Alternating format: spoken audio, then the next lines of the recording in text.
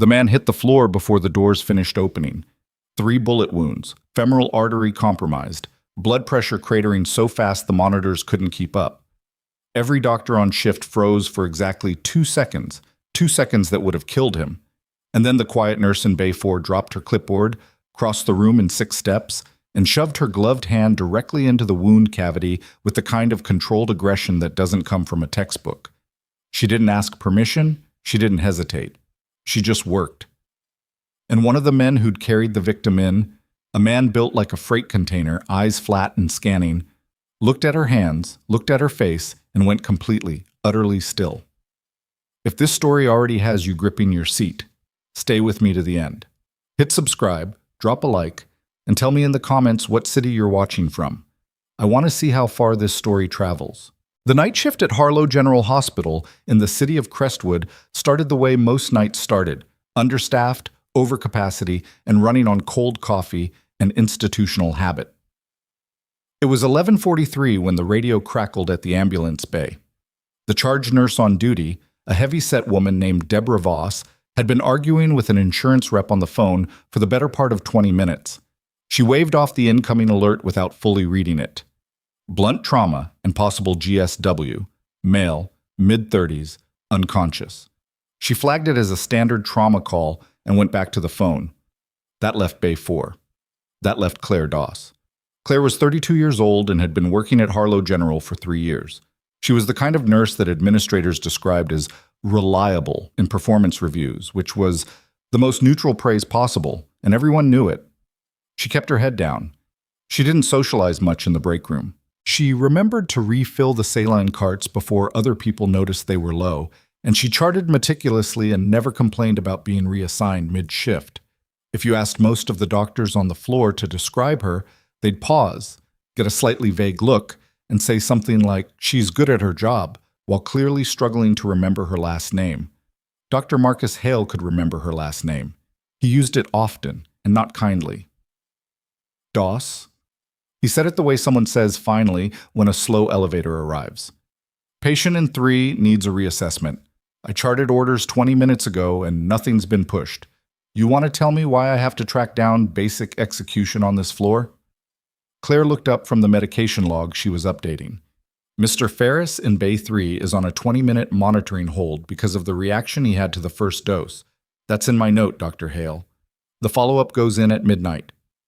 I didn't ask for a timeline. I asked why my orders haven't been filled, and I explained why. She held his eyes for exactly 2 beats, not long enough to be a confrontation, not short enough to be submission, then went back to the log. Hale lingered a moment. He was 44 with the particular brand of confidence that came from being consistently correct in a field where correctness was literally life and death, and he had never quite figured out how to read Claire Doss. She never argued, she never apologized. She just stated facts with the same mild steadiness every time. And somehow that was more irritating than if she'd pushed back. He walked away without saying anything else. 40 seconds later, the ambulance bay doors blew open and the man came through on a gurney, and the night collapsed into something else entirely. There were 3 men with him. That was the first strange thing. Ambulance calls didn't come with escorts. The paramedic pushing the gurney had the careful, slightly removed expression of someone who had been instructed not to ask questions. And the 3 men flanking the stretcher moved with the kind of synchronized peripheral awareness that Claire recognized before she could have said exactly why. They weren't family. They weren't hospital staff. They held themselves differently. Backs straight, weight forward, eyes moving in patterns, not in panic. The patient was bad. That registered instantly and without drama, the way it did for people trained to skip emotional reaction and go directly to assessment. White male, approximately 35 to 40. 3 gunshot entry wounds visible, left lateral thorax, lower right abdomen, and left upper thigh. The thigh wound was the one doing the real work of killing him. The fabric of his pants was saturated. His pressure had to be in the 60s. Deborah Voss appeared from the nurse's station, still holding her phone. "What do we—" Claire was already moving. She got to the gurney before it reached the bay, her hands going to the thigh immediately, pressing through the bandage the paramedics had packed in, feeling the inadequacy of it in less than a second. Femoral compromise, she said clearly, not loudly. I need a vascular tray, I need 2 large-bore IVs, and I need O-negative running now. Bay 6, it's open and it's set up. I'll call for Dr. Hale, Deborah started. Page him, but don't wait for him. Let's go. The gurney changed direction. Claire walked with it, her hand still on the wound, watching the patient's face. Gray, pupils sluggish but reactive. His chest was moving in the shallow, effortful way that meant shock was advancing and the body was trying to compensate by doing less. One of the 3 men moved up beside her. He was tall, not the largest of the group, but the one who carried stillness differently, like it was a decision rather than an absence of energy. He said, very quietly, "How bad?" It wasn't quite a question. "Bad enough that you need to stay out of my way," Claire said, and kept moving. They brought the patient into Bay 6, and Claire began working with the kind of focus that didn't announce itself. She found the vein on the first attempt, right AC, 16 gauge, and called for the second line without looking up. The ER tech, a young man named Jonas who had been at Harlow General for 8 months and still found trauma calls difficult, came in with the tray and started to fumble with the packaging. "Jonas?" Her voice was level. "Breathe out. Open from the bottom of the tray. You've done this." He steadied, opened the tray. Got the second line in on the secondary site while she maintained pressure on the thigh wound with her free hand and talked to the attending tech at the same time. Blood pressure, rate, rhythm, fluid response, all of it moving in her mind like a clear channel while the rest of the room was still catching up. Dr. Hale arrived 4 minutes later, which was faster than expected. He took in the scene, patient intubated, 2 lines running, wound packed and held with direct pressure, monitors active and already showing marginal improvement. And his expression did something complicated. He looked at Claire, then at the patient, then at the setup, and she could see him doing the math. "What's his pressure?" Hale asked. 78/42, up from 56, responding to volume, but he needs the OR. The femoral's lacerated, not severed. I think it's a partial tear on the posterior wall. He can survive this if he gets there in the next 15 minutes. Hale pulled on gloves. "I'll take it from here." "Of course." She stepped back precisely as far as necessary and handed him the field without visible resentment. That was another thing that aggravated people about Claire Doss. She was never visibly resentful, and somehow that made you feel like the smaller person in the room. Hale went to work. He was good. She'd give him that. He was genuinely skilled and in crisis, whatever his interpersonal flaws, he focused down and performed. Claire stayed in the room, managing the secondary tasks, tracking fluid input and pressure response, and the subtle shift in the patient's color that suggested the volume resuscitation was working. And then the patient opened his eyes. Just barely. A flutter, not a full opening, but he moved his head and his gaze tracked, slowly and with enormous effort, across the room. He passed Hale. He passed the tech. He passed the tall man standing against the wall, who straightened slightly, almost imperceptibly, when the patient looked at him. And then the patient's eyes found Claire. He held on that for a moment. His lips moved.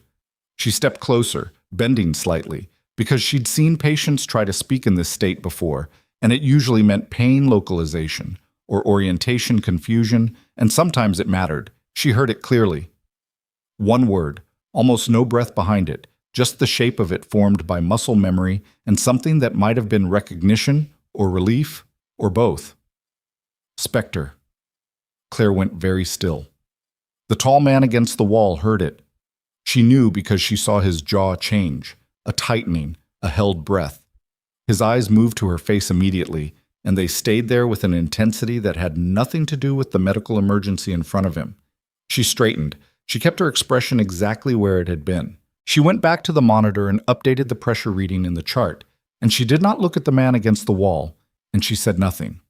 But something had changed in the room. Yes, the patient went to the OR at 12:21 a.m. Dr. Hale went with him, issuing instructions to the surgical team in the elevator, already transitioning his attention forward. The ER tech cleared the bay. Deborah Voss went back to the nursing station to manage the cascade of paperwork that followed any trauma case. That left Claire in Bay 6 with a used instrument tray, a floor that needed mopping, and 3 men who had not moved toward the elevator. She began collecting the used equipment efficiently, her back partially to them. "You're going to want to tell me I have the wrong person," the tall man said. "You do," Claire said. "The way you packed that wound."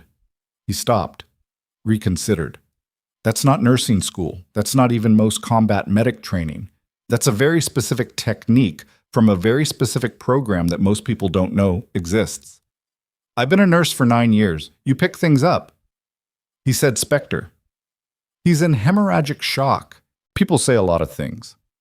The tall man stepped forward, not aggressively, but with the deliberateness of someone who was done being polite about something that mattered. She turned then because not turning would have been more telling than turning.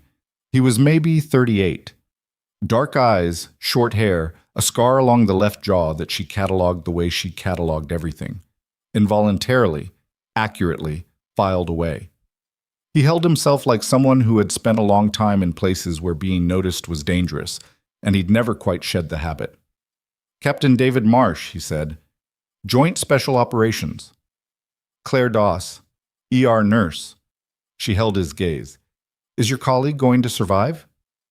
"If your instincts about the femoral wall are correct, and based on everything else I've seen tonight, I think they probably are." "Yes." He paused. "That's Colonel Aaron Keyes, and he's been missing for 6 months." "Missing or hidden?" Marsh looked at her for a long moment. "Both," he said finally. "Until tonight." She handed the used tray to Jonas, who'd appeared in the doorway, and told him to run it to processing. When the tech was gone, she turned back to Marsh. "Whatever you think you know," she said quietly. "I'm a nurse. I work this floor 5 nights a week. I go home to an apartment in the Grayfield district, and I have a cat named Boomer, and I haven't been anything else for 8 years. She said it matter-of-factly, without desperation, the way you state something true. "So I'd suggest you focus on what brought your colonel here tonight and who's responsible, and let me get back to work." Marsh didn't move. "Someone's coming for him, tonight probably. They tracked the ambulance." She looked at him. "Then you should be making calls." "I am," he said. "I'm making them to you." The call came through the hospital's administrative line at 12:49 a.m. Crestwood Memorial was reporting an incident 3 blocks north, a gas leak, possible explosion risk, requesting Harlow General to divert non-critical incoming for the next 2 hours. It was the kind of call that happened occasionally in a city, routed through the standard channels, flagged at the charge desk with no particular urgency. Claire was at the nurse's station when it came in. She heard Deborah take it, heard Deborah note it in the log, heard the muted, routine quality of the communication. It wasn't routine. She knew the difference between an administrative relay and a fabricated one, and she couldn't have explained in that moment how she knew, not in any way that would have satisfied anyone who asked her to justify it. It was texture, the timing, the specificity, the way the call had come through voice rather than the automated system relay that genuine emergency diversions used. She moved to the window at the end of the corridor. The parking lot below was ordinary. Ambulances at the bay, a few cars, the yellow-orange of the sodium lights doing nothing interesting to the asphalt, except for the black SUV parked at the far end, backed in, engine running. She could see the exhaust in the cold air. It had been there since before the trauma call came in. She knew because she'd glanced at that window at 11:30, habit, visual sweep, and there'd been nothing parked in that corner. It was there now, and now a second one was pulling in. She walked back to Marsh. He was in the family consultation room, which was empty this time of night, making a call that he ended immediately when she entered. "They're already here," she said. His expression didn't show panic. Good. Panic was expensive. "How many?" "2 vehicles in the lower lot. Based on what you told me about how they operate, there'll be a secondary approach. Service entrance, probably, or the loading bay on the east side." She stopped. "How many people know which hospital you brought him to?" Marsh's jaw shifted. "The wrong ones. So the call to JSOC for backup won't get here in the next 20 minutes. She stood in the doorway. Down the hall, the night shift moved in its ordinary rhythms. Nurses making rounds, the distant sound of a monitor alarm being reset, Jonas pushing a cart past the medication station. 11 staff members on the floor, 2 attending physicians, a security guard whose primary qualification was the ability to stay awake until 6 a.m. None of them had any idea. She thought about what Marsh had said. about the tracking, about the fact that Aaron Keyes had been missing for 6 months and someone had wanted him to stay that way. She thought about the word the colonel had said when he'd found her face in the room. Spectre. She'd worked very hard to let that name belong to someone else, to let it sit in the past the way sediment settles, slowly, heavily, until it was underneath everything and no longer visible. "How many people on your end know what the colonel was carrying?" she asked. Marsh looked at her. "Because this isn't just about him," she said. "If they track the ambulance and they're already mobilizing this fast, they're not here to finish a retrieval. That's too much force for a loose end." She paused. "They're here for the same reason they were 8 years ago." Marsh was very still. "Which means," she continued, "this is about more than tonight." "Claire, Doss," she corrected automatically. A beat of silence. "I need you to tell me what you are," Marsh said. Not accusing, something more complicated than that. "Right now," she said, "I'm the person who's going to get everyone in this building home tonight." She turned back toward the hallway. "Pull the colonel's location to a secure room. Get your team to the east stairwell, and keep everyone else calm. I don't want a panic. I want a quiet evacuation that looks like a precautionary drill." "And you?" She was already walking. "I'm going to check on my patients," she said. She found Melissa Grant, the head nurse on the overnight, in the medication room at the north end of the floor. Melissa was in her late 40s, capable and unsentimental, the kind of experienced nurse who'd seen enough to have very good instincts about when something was wrong without being able to articulate exactly why. "Melissa!" Claire pulled the door closed behind her. Melissa looked up. She read something in Claire's face, something that wasn't panic, wasn't urgency in any conventional sense, but was absolutely serious in a way that Claire Doss, in 3 years of working together, had never been quite this visibly serious. "What is it?" "I need you to move everyone. Staff, patients who can be moved, families in the waiting area, utility corridor to the west wing. There's a fire assembly point there, and its interior, away from the parking lot." Melissa set down the medication tray. "Claire, what?" "Use the electrical failure protocol. Tell them it's precautionary. Don't explain more than that because explanations take time and we don't have it." She held Melissa's gaze. "I know how this sounds. I know you have about 20 reasons to call the administrator and report me right now, but I need you to trust me on this." Melissa looked at her for a long second. "How long have you worked nights?" she asked. 3 years. "How many times have you made a call on this floor that I had to walk back?" Claire thought about it. "None." "That's right," Melissa said. She untied her medication apron and set it on the counter. "None. Not once." She moved to the door. "Give me 4 minutes." "You have 3, Claire said. Melissa was already out the door. Claire went to the supply room at the end of the corridor. It was a long, narrow room with metal shelving on both sides. IV bags, suction canisters, packs of gauze, sealed equipment trays. There was a ceiling access panel above the third shelf unit, used for maintenance and generally forgotten about. She'd noticed it in her second week at Harlow General and had, at the time, noted it and moved on. She was good at noting things and moving on. She didn't think about what she was doing while she did it. That was the only way it worked. You stopped narrating and you operated, and the thing you were doing either came back or it didn't. And she found in the next 60 seconds that it came back. The physical memory of it, the weight assessment, and the geometry of the space and the specific kind of quiet you needed to carry into a compromised environment. It came back in the way that things you spent years doing always did, whether you wanted them to or not. She was through the ceiling access and moving through the maintenance crawl space above the second floor by the time the east stairwell door opened below. She heard them before she saw them through the ventilation slats. 2 men in the stairwell, then a third coming through the service corridor. They were moving with the clipped efficiency of a trained entry team, and they were not calling themselves out or using radios in any way that would broadcast to the hospital's security channel. They were quiet in a very professional way. There were 4 of them total. She counted the footfall patterns from above. The 4th came through the loading bay door on a separate trajectory that would bring him around to the nursing station in approximately 90 seconds. She moved. The nursing station was empty when the 4th man reached it. Melissa had done exactly what she'd been asked.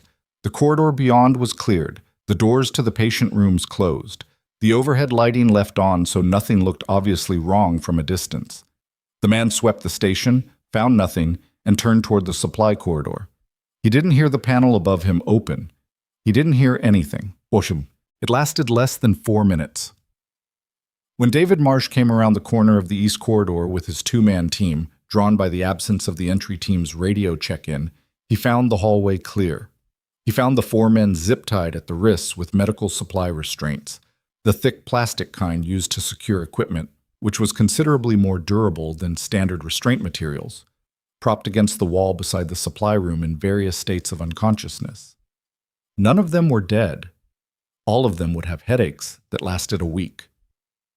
Claire was standing at the supply cart pulling on a fresh pair of gloves. Marsh stared. He looked at the 4 men. He looked at Claire.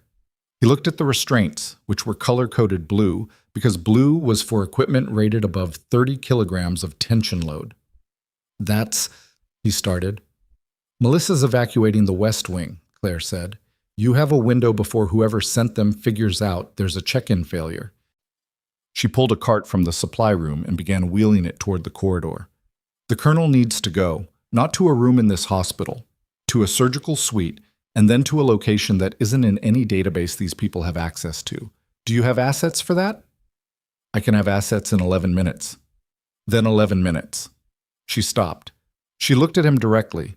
And nobody in this building talks to media. Not until you've secured what the colonel was carrying and you know who you're dealing with. That's non-negotiable. Marsh looked at her for a long moment. It's not just documents, is it? He said. It wasn't a question. She didn't answer it. What she said instead was, your colonel said a name tonight because he thought he was dying and he wanted someone to know. He wanted me to know. She pulled the cart into position at the elevator. Whatever he found, whatever he's been carrying for 6 months, it's the same thing that I've been sitting on for 8 years. She pressed the elevator call button, and the people who want it buried aren't going to stop at one retrieval team. The elevator opened. She looked at Marsh. So, she said, you'd better hope your 11 minutes are accurate. His radio crackled. One of his men, in clipped, controlled language, reporting something. Marsh listened. His expression changed by approximately 3 degrees, enough for someone paying very close attention to catch. There's a second team, he said. I know, Claire said. How? Because the first team was a probe, she said. They weren't here to extract. They were here to confirm a location and flush out the response. She was already moving down the corridor. The second team is the one that actually matters. Behind her, Marsh keyed his radio. She heard the urgency enter his voice, controlled, professional, but there. She heard him begin calling in what was now, by any reasonable classification, an active threat inside a functioning hospital in the city of Crestwood at 1:14 in the morning. She didn't stop walking. At the end of the corridor, just past the turn that led to the secondary nursing alcove, she paused, listened. The hospital had settled into the particular silence of an after-hours evacuation. Not dead quiet, but close. The sound of the building itself, ventilation, distant machinery, the soft hum of equipment running on reduced cycles. And somewhere below, at street level, a vehicle door, then another. She counted 5. She stood in the corridor of Harlow General Hospital in Crestwood, in her scrubs with someone else's blood still faint on the sleeve, and she counted doors, and she thought about 8 years of choosing to be forgettable, of choosing the IV carts and the medication charts, and the careful, unremarkable life she'd built around herself like a structure that would hold if she was careful about where she applied weight. She thought about Aaron Keyes, who'd been missing for 6 months, with something that could collapse the people who'd built the betrayal in the first place. She thought about the name he'd said. Not her name. Not Claire Doss. The other one. She turned back toward the supply room and the ceiling panel and the corridor network above the second floor. And she did what she had spent 8 years not doing, and what, standing here in the cold corridor with 5 doors closing below, she understood she'd never entirely stopped being able to do. She moved. The maintenance crawlspace above the second floor was 31 inches of clearance and smelled like insulation dust and old copper wiring, and Claire moved through it the way she'd moved through worse. Low and controlled, weight distributed, no sound that didn't belong to the building itself. Below her, Through the ventilation slats, she tracked the second team's entry pattern. They were better than the first group. That was immediately clear. The first team had moved with the efficiency of people who'd done this before in controlled situations. This team moved with the efficiency of people who'd done it in situations that weren't controlled at all. They cleared corners differently, wider, faster, with lateral spacing that suggested actual combat experience rather than facility training. The lead man had his left hand wrapped in a way that looked like old injury compensation, and he still used it without hesitation, which meant he'd been dealing with it long enough that it was baked in. 5 of them. Entry through the loading bay and the emergency stairwell simultaneously. The split was coordinated, not radio coordinated because she wasn't hearing transmissions, which meant hand signals or preset timing. Preset timing was actually harder to interrupt because there was no signal to jam. She counted 11 seconds between the loading bay breach and the stairwell contact. That was their interval. She needed to know where they were going before they got there, which meant she needed to think like whoever had planned this rather than reacting to the plan itself. The colonel was in the OR suite on the 3rd floor. That was the natural target. But Marcia's team had moved him.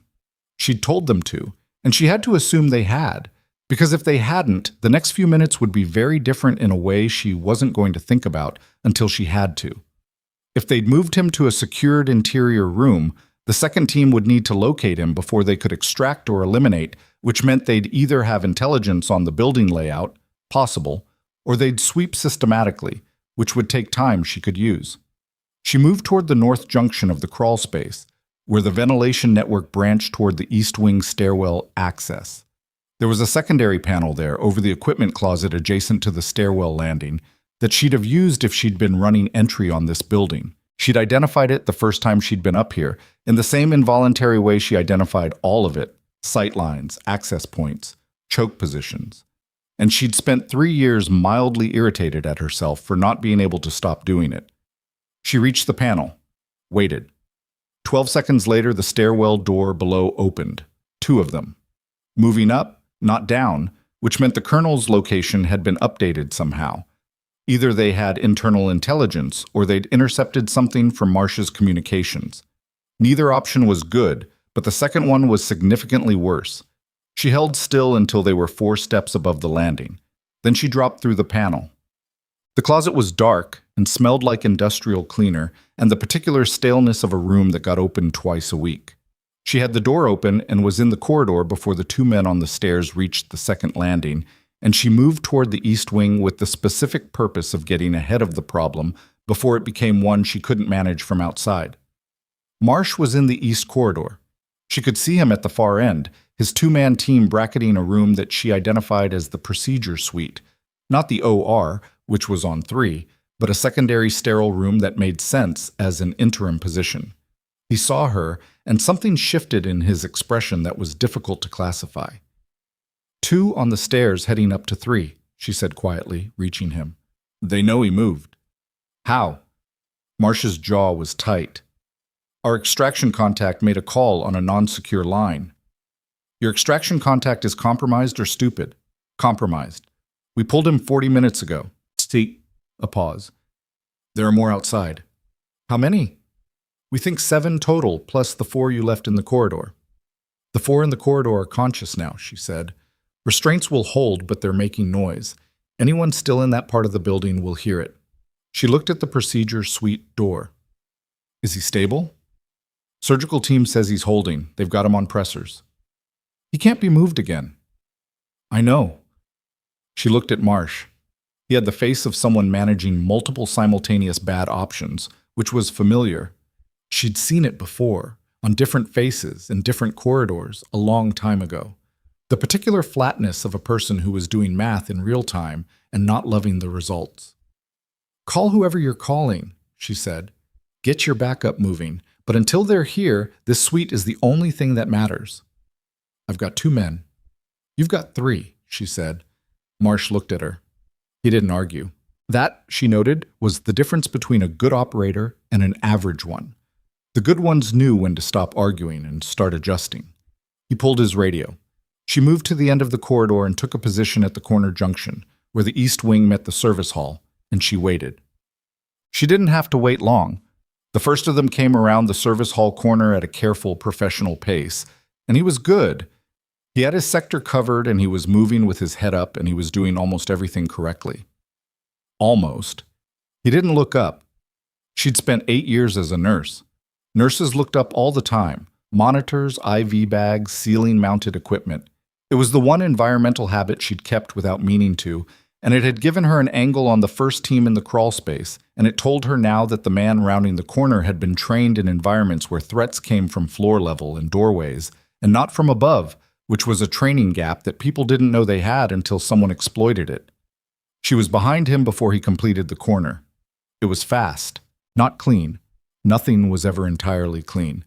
And he was strong, and he got an elbow back before she had the position locked, and it caught her across the collarbone, hard enough that her left arm went briefly numb, and she had to switch her grip and adjust, which cost 2 seconds she didn't love spending. But she held the position, and she held it until the outcome was what she needed it to be, and she got him down without noise that carried past the junction. Her collarbone throbbed. She rolled her shoulder experimentally. Functional. Not broken.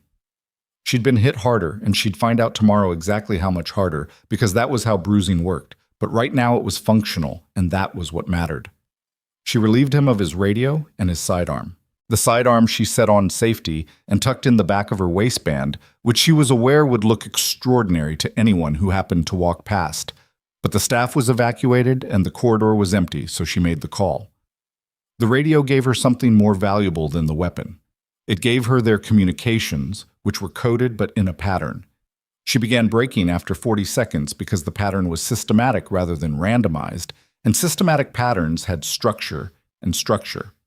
Once you found it, was just a matter of application.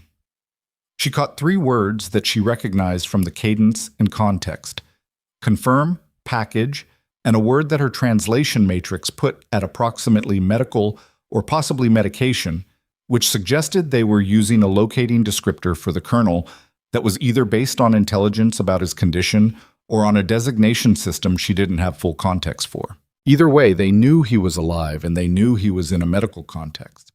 They were narrowing. She moved back to Marsh.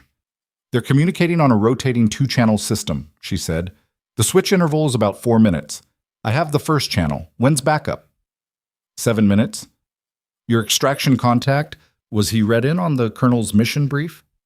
"Partial read-in." "What's partial?" "He knew about the files, not the full scope." She absorbed that. "The files are physical?" "Physical and digital. The colonel had both, the digital's encrypted." Marsh paused. "The physical is the problem. It can be destroyed." "Where is it?" "On him. A beat.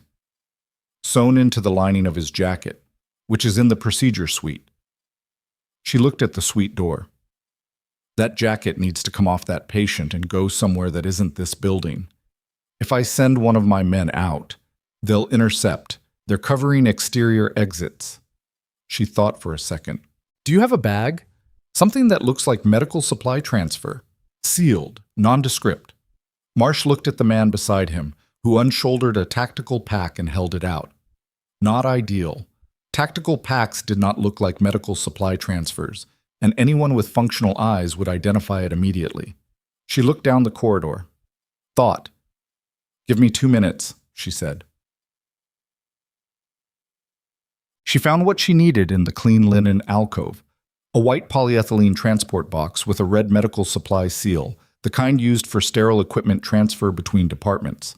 It was empty and waiting to be filled on the morning supply run, and it looked exactly like what it was, which was exactly what she needed it to look like. She carried it into the procedure suite. The surgical tech looked at her with the expression of someone who had been having an extremely abnormal night and was running low on the capacity to process additional information. The colonel was supine, sedated, stabilized in the technical sense of the word. Breathing was supported, pressure was acceptable, the surgical repair was holding, but he was nowhere near out of danger in any larger sense. She put gloves on, went to the jacket that had been cut from him during initial assessment, and bagged on a hook beside the supply shelf. It was destroyed, basically, cut along 3 seams, soaked through in 2 places. But the lining was intact along the interior left panel, and she found it in less than 30 seconds, a section of double-sewn material that was slightly stiffer than the rest, the way fabric gets when it's been reinforced around an insert. She made one careful incision along the original seam line, a small flat drive and a folded document in a moisture-resistant sleeve. She transferred both to the transport box, sealed it, and stripped her gloves. "Is there a trauma-level access code for the freight elevator?" she asked the tech. He blinked. 7741. "Thank you." She picked up the box. "Tell Captain Marsh I'll be back in 4 minutes." She was back in 3. The freight elevator led out at basement level, which connected via the internal supply corridor to the hospital's administrative building. The administrative building had an exit on Kellner Street, which was on the opposite side of the block from the parking lot where the vehicles were sitting.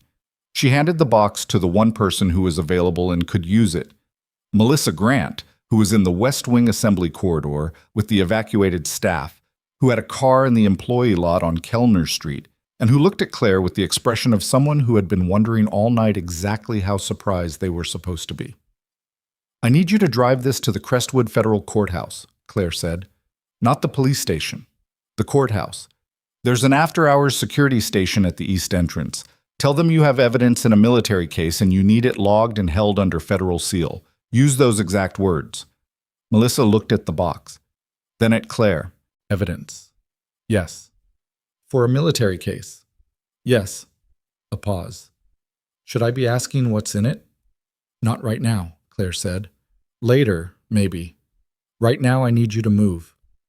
Melissa took the box. She held it with both hands, which was right. It was the way you'd carry something sealed and important. She looked at Claire once more, a long look, the kind that was trying to reconcile what she knew about the woman in front of her with what she was seeing, and finding the reconciliation more difficult than expected. "The staff is scared," she said. "Some of them are going to panic if this goes on much longer." "It's not going to go on much longer. You sound very sure about that." "I'm working on being sure about it," Claire said. "Go." Melissa went. She made it back to the East Wing in 4.5 minutes, which was 30 seconds over her estimate, and she knew immediately from Marsh's posture when she came around the corner that 30 seconds had been 30 seconds too many. "They breached the stairwell," he said. "2 men, second level. My team is holding the junction, but one of them is hit." "How bad?" "Left arm. He's functional." "Which junction?" He pointed. She moved past him, down the east corridor to where the secondary stairwell met the hallway, and she could hear it before she saw it. The careful, intermittent sound of a standoff, people holding positions and waiting for geometry to shift. The position was a problem. The stairwell exit opened onto a corridor that doglegged, and Marsh's man was holding the corner of the dogleg, which was defensible, but it meant he couldn't advance and couldn't fully cover the exit, and the men in the stairwell knew it. She looked at the ceiling. There was no access panel here. She'd checked when she'd first scoped the building, and there wasn't one in this section. The maintenance access ran along the north side and didn't extend to the dogleg corridor. That option wasn't available. But the ceiling was a drop ceiling, suspended tile grid, the standard commercial system. And above the suspended grid, between it and the original concrete ceiling, was approximately 14 inches of infrastructure space. 14 inches was not enough to move through, but it was enough to remove 2 tiles and change the geometry of the standoff from above. She looked at the supply cart at the far end of the corridor, looked at the drop ceiling, looked at the angle. "I need 30 seconds of noise," she said to Marsh's man at the corner. "Radio alarm doesn't matter, something loud and directional, toward the stairwell." He looked at her with the flat, assessing expression of someone who'd been told things tonight that had subsequently turned out to be accurate. He nodded. She moved to the supply cart and climbed it in one motion, pushed 2 ceiling tiles out of position, and repositioned to the other side of the junction in the space above the grid before the tiles stopped moving. The noise came. Marsh's man triggered the emergency alert panel on the corridor wall, which was supposed to be used for fire, but produced a directional klaxon that filled the stairwell junction beautifully. Both men in the stairwell reacted to it by instinct, which was toward the sound and slightly upward. Neither of them was looking at the corridor floor. She came down through the opened grid at the exact angle she'd measured, and neither of them was where she needed them to be precisely. which meant she had to adjust mid-motion, and the adjustment cost her the clean efficiency she'd intended, and the second one got a grip on her right forearm that was strong enough that she had to break it with her elbow rather than her grip. And that was going to bruise spectacularly, and she was going to have to explain to someone at some point why a night shift ER nurse had what was clearly a defensive impact bruise on her inner right forearm. She'd think about that later.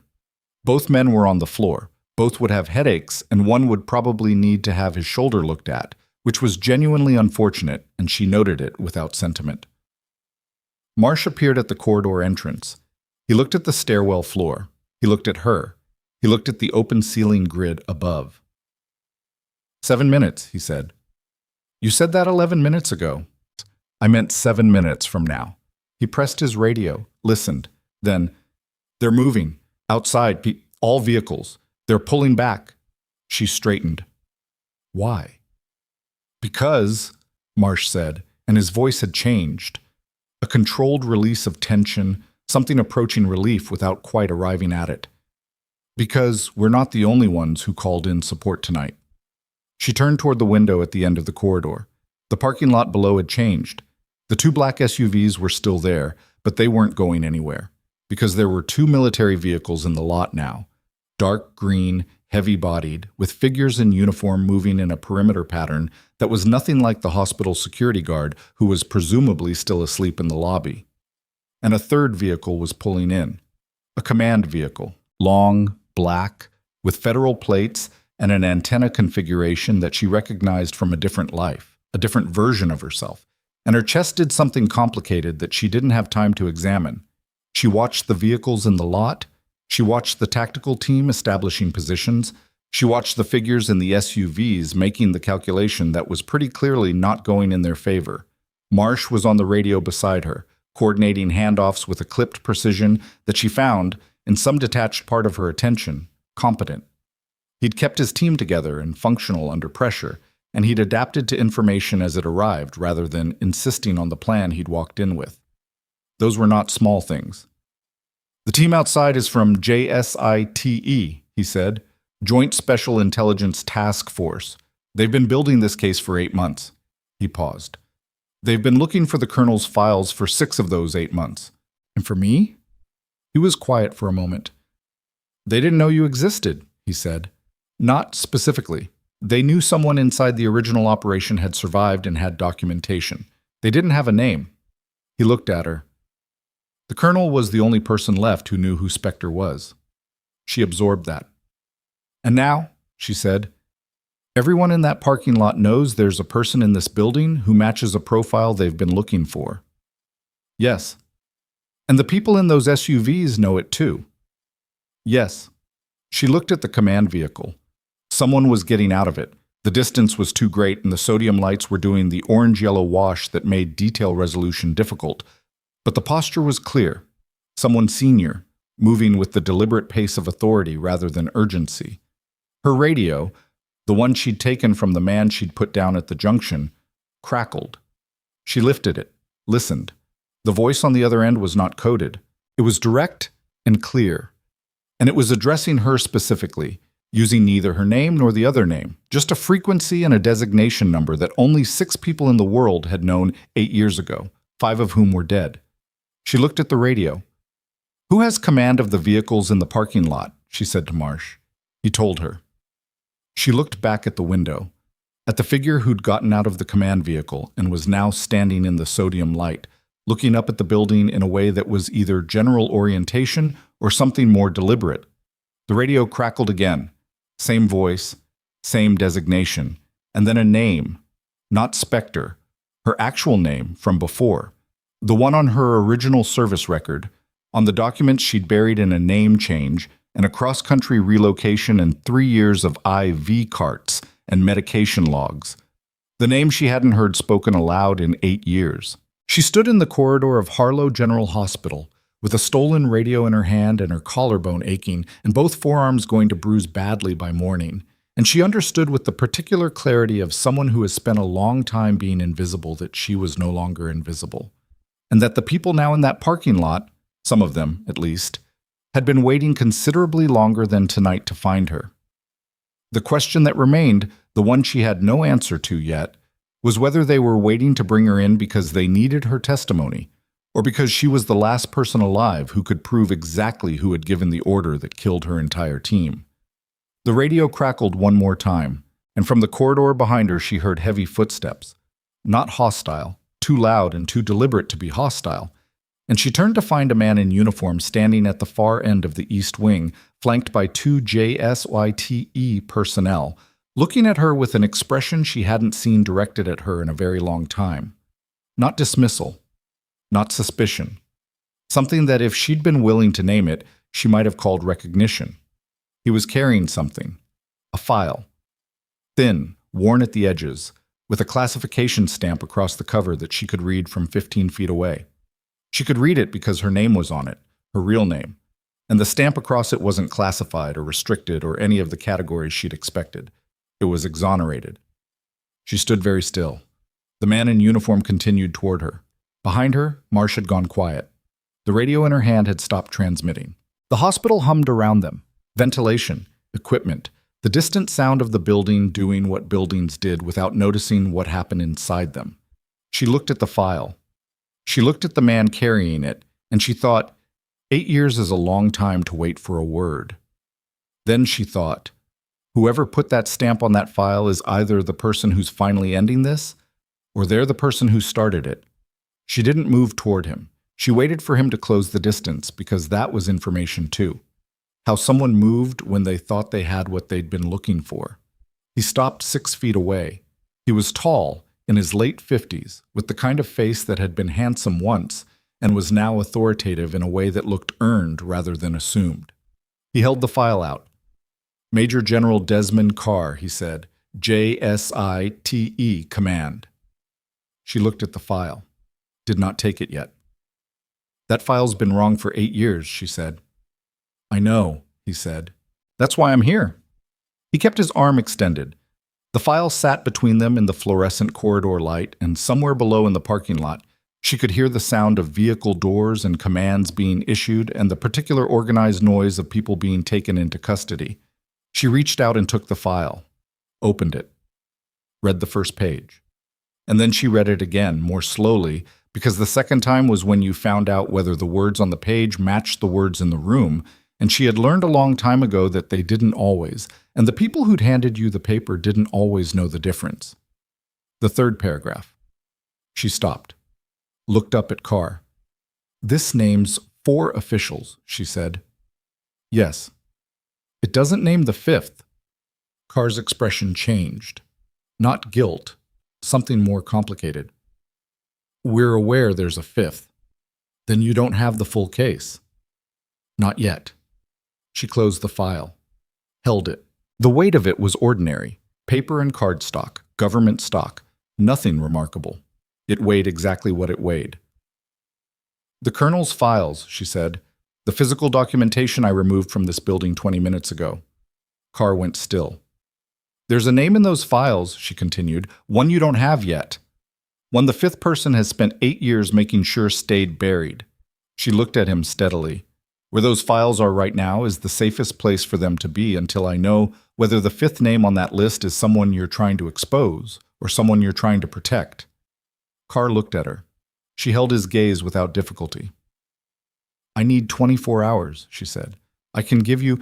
I didn't ask what you could give me, she said. I told you what I need. She turned slightly toward Marsh. Where's Dr. Hale? Marsh, who had been listening to this entire exchange with the expression of someone recalibrating almost everything, blinked. Or, he's been in surgery since the Colonel came up. Is the Colonel stable? Holding. She nodded. She looked at the file in her hands. Then she set it back in Carr's hands. Keep it, she said. I'll know when I'm ready to sign it. She began moving toward the nursing station. I have patients who need to be moved back to their rooms, a floor that needs restocking, and a shift that technically doesn't end until 6 a.m. Ms. Doss, Carr started. It's Doss for now, she said, not turning around. We'll figure out the rest later. She walked back toward the nursing station, past the corridor where 4 men were still zip-tied with blue medical restraints, past the supply room with the open ceiling panel, past Bay 6, where the floor had been mopped and the gurney returned to position and everything looked, on the surface, entirely ordinary. She stopped at the nurse's station, pulled up the patient chart queue. 11 patients, 3 needing reassessment after the evacuation disruption. Mr. Ferris in Bay 3, due for his midnight medication that had now slipped to 2:47 a.m. She pulled the medication log. Behind her, she heard Carr and Marsh talking in low voices. She heard the radio channels being cleared and the parking lot activity winding toward resolution. She heard, distantly, the sound of the night shift reasserting itself. Melissa Grant's voice somewhere down the west corridor, directing staff back to their stations, calm and practical, and entirely Melissa. She updated the chart. She noted the time. She did not think about the name on the 5th line, the one that wasn't in Carr's file, the one that was in Aaron Keyes' documentation that was currently sitting in a sealed transport box in the Crestwood Federal Courthouse after-hours security log. She didn't think about it because thinking about it meant thinking about what it meant. And what it meant was that the betrayal 8 years ago had gone higher than anyone, including Carr, apparently, had understood. Higher than a general. Higher than a program director. Higher than everyone she'd named when she'd first understood what had happened to her team, lying in a field hospital in a country she still didn't think about by name, holding the evidence she'd pulled from a burning vehicle before the fire reached the fuel tank. The name at the top. She hadn't said it out loud in 8 years. She was going to have to say it soon. Mr. Ferris's IV needed changing. She went to change it. His eyes opened when she came in. He was 71, with the suspicious alertness of someone who'd been a light sleeper for decades and wasn't going to stop now. "Something happening out there?" he said. "All handled," she said, checking the line. "Heard some kind of alarm. False trigger on the east panel. They fixed it." He looked at her with the direct, slightly challenging attention of someone who knew when they were being given a polished version of events. "You don't look like someone who just fixed a false alarm." She glanced at him. "I look fine." "You look like you've been through something," he said. "I was an iron worker for 40 years. I know the look." She finished with the IV, made a note in the chart, stood up. "Get some sleep, Mr. Ferris," she said. He settled back, then quietly, "You do good work, young lady. I mean that. The other doctor, the tall one, he's fine, I suppose. But you actually look at me when you come in. You know what I mean?" She paused in the doorway. "Yeah," she said. "I know what you mean." She went back to the nurse's station. 2:49 a.m. She pulled the next chart. And across the hospital in a parking lot in Crestwood at 2:49 in the morning, a figure she hadn't seen yet, not Carr, not Marsh, not anyone she'd identified, was making a call on a secure line.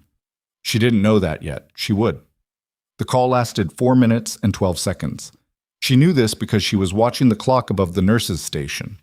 A reflex, timing things, another habit she'd never managed to sand down. When Carr walked back into the East Corridor at 3:17 a.m. with his posture recalibrated in a way that wasn't good. Not panicked. Carr didn't look like someone who panicked, but the deliberate quality of his movement had changed, and people only moved that way when the information they'd just received required them to choose carefully between saying too much and saying too little. She closed the chart she was updating and waited. "We have a problem," he said. "Define which one." "The courthouse." He stopped in front of the station. "The box you sent." She went still. "Melissa made it there." She did. She logged it at 2:19. Security station accepted it, tagged it, put it in the hold. He paused. At 3:04, someone with a federal judicial access credential requested the evidence transfer under emergency review protocol. The security officer on duty complied. The fluorescent lights hummed. Down the corridor, the ventilation cycled. "Someone with a federal credential," she said. "Yes." "Used inside 45 minutes of the box being logged." "Yes." She set the pen down on the desk surface. Carefully. "That's not a response to tonight. That's someone who's been sitting on that access for a while and was waiting for a reason to use it. That's our read. Which means they were tracking the colonel before tonight, before this hospital, before whatever chain of events brought him here." She looked at Carr. "You said JSITE has been building this case for 8 months." "Yes, Is it possible the fifth person has been inside that investigation? Carr's expression didn't change, but something behind it did. We're looking at that now, he said. That's not a no. No, he said quietly. It's not a no. She picked up the pen again, not because she needed it, but because her hands worked better when they were doing something. The documentation of the colonel's case, the physical files, 8 years of her carrying the evidence, protecting it, building a life around the fact of its existence without ever being able to use it. And now, within 45 minutes of it entering the federal system through the one channel she'd thought was safe, it was gone. Not gone. Moved. There was a difference. There was a trail. The digital component, she said, on the drive. Is it independently readable or does it require the physical documentation to decode it? Carr hesitated one beat too long. The drive requires a key file, he said. The colonel designed it that way. The physical document contains the decryption key embedded in the text. It looks like a notation, but it's structured. So without the physical document, the drive is inaccessible. Functionally, yes. And whoever just walked out of that courthouse with the box has both. Carr said nothing. That was its own answer. She stood up. She'd been sitting for the better part of an hour, and her collarbone had stiffened in that way that impact bruising did when you stopped moving. And when she stood up fully, she felt it in her shoulder and partway down her left arm.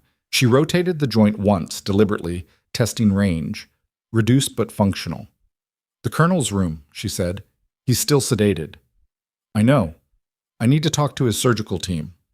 Claire, he told me one word when he came in, she said. Spectre. He said it because he recognized me and because he thought he was dying and he wanted me to know he'd found me, which means he also had a way of getting to me if he'd survived long enough to use it. She moved around the station. He didn't end up in this hospital by accident. The ambulance route, the specific bay, the timing, someone made those choices. I want to know who made them and what instructions they came with. Carr fell into step beside her. We pulled the dispatch record. The call came from a burner routed through a VoIP relay. We haven't traced it yet. You won't trace it, she said, because the person who made the call didn't want to be traced. But the destination wasn't random, and the fact that the colonel said my name means he briefed someone, even unconscious, even in shock, on where to take him. She pushed through the stairwell door toward the OR suite. He built a contingency. People like him always build a contingency. The surgical tech who'd been in the procedure suite was a 26-year-old named Rourke, who looked like he'd had a considerably more eventful night than his contract specified, and was handling it by being aggressively focused on charting. He looked up when Claire entered. He looked at Carr. He looked back at Claire. The colonel's jacket, she said, before I came in and took the lining. Was there anything else? Pockets? Anything attached to the garment? Rourke thought. His right boot. We cut that off during assessment. The sole was, there was something rigid in the inner heel. We left it because it wasn't affecting circulation, and we were prioritizing the bleeder. She turned. The boot was still on the equipment shelf, tagged, bagged loosely in the standard trauma retention protocol for personal effects. She opened the bag, turned the boot over. The heel was standard military issue on the exterior, but when she pressed along the inner edge of the sole, there was a seam that didn't belong. Not factory construction, something done afterward, carefully, by someone who knew how to make a modification that would survive a pat-down and an X-ray if the machine operator wasn't looking for it specifically. She worked the seam with her thumbnail. It gave. Inside the heel cavity, a folded square of paper, dense with handwriting so small it required effort to read in the corridor light. She read it once. Then she read it again. She was aware of Carr standing behind her, aware of Rourke at the charting desk, aware of the building and the parking lot and marsh somewhere in the east wing and the long overnight settling into its last hours. The handwriting was the colonel's. She didn't know that because she knew his handwriting. She knew it because the notations had the compressed, efficient shorthand of a field officer who'd spent years writing things that needed to survive bad conditions in small spaces.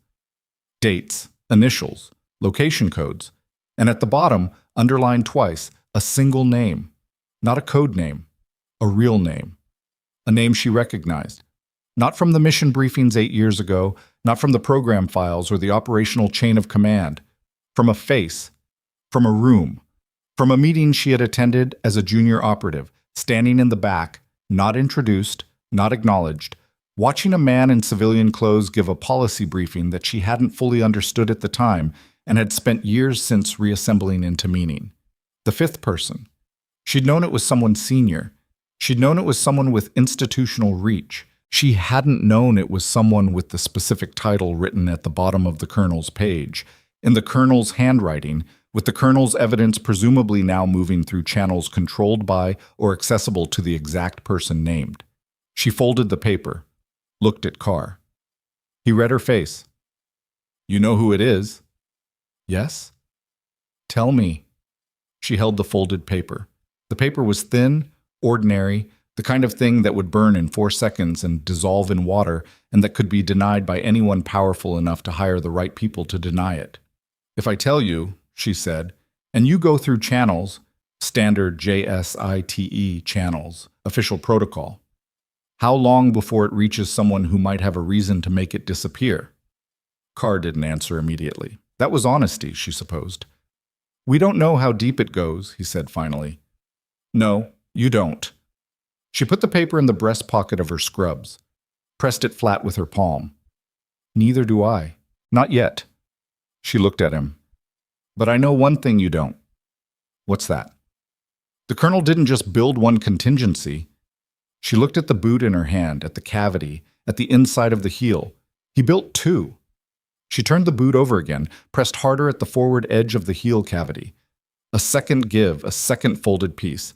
She removed it. It was not a list, it was not documentation. It was a 4-digit code and a Crestwood Street address and a date. Today's date. She looked at the time on the wall clock. 3:41 a.m. The date notation on the paper had a time beside it. 4:15 a.m., 34 minutes. "He set a dead drop," she said. "Tonight, here, in case the files were intercepted." She turned to face Carr fully. He planned for this. He planned for the possibility that whoever was coming for him would get to the documentation before anyone could use it. She looked at him. "The backup isn't digital, and it isn't physical. It's a testimony. His own recorded account, deposited somewhere in this city at some point in the last 6 months, set to be released automatically unless he inputs a cancellation code at a specific interval." Carr was very still. "If he misses his window," she said, "the testimony releases. To who, I don't know yet. That's what the address is for." She showed him the paper. "But this was timed to tonight, to this hospital, to this exact situation." She folded it back. "Which means Aaron Keyes knew, before he was shot, before he ended up in that ambulance, before all of it, he knew tonight was the night it either ended or he did." Carr moved. "Then we need the address," she said, "and we need to get there before whoever took that box figures out they're missing a piece." She was already heading for the door. "Call your vehicles. I'm going with you." "You're in scrubs." "I'm aware of what I'm wearing." She pushed through the door and hit the stairwell at a pace that wasn't quite running and wasn't quite not. And behind her she heard Carr on the radio calling the teams in the parking lot, pulling them in, redirecting.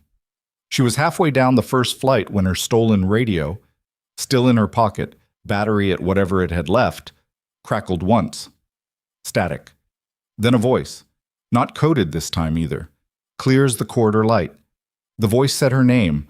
Not Spectre, not Doss, her actual name, the name from the service record. The name that only 5 people had known, and 4 of them were dead, and the fifth was the name on the colonel's paper.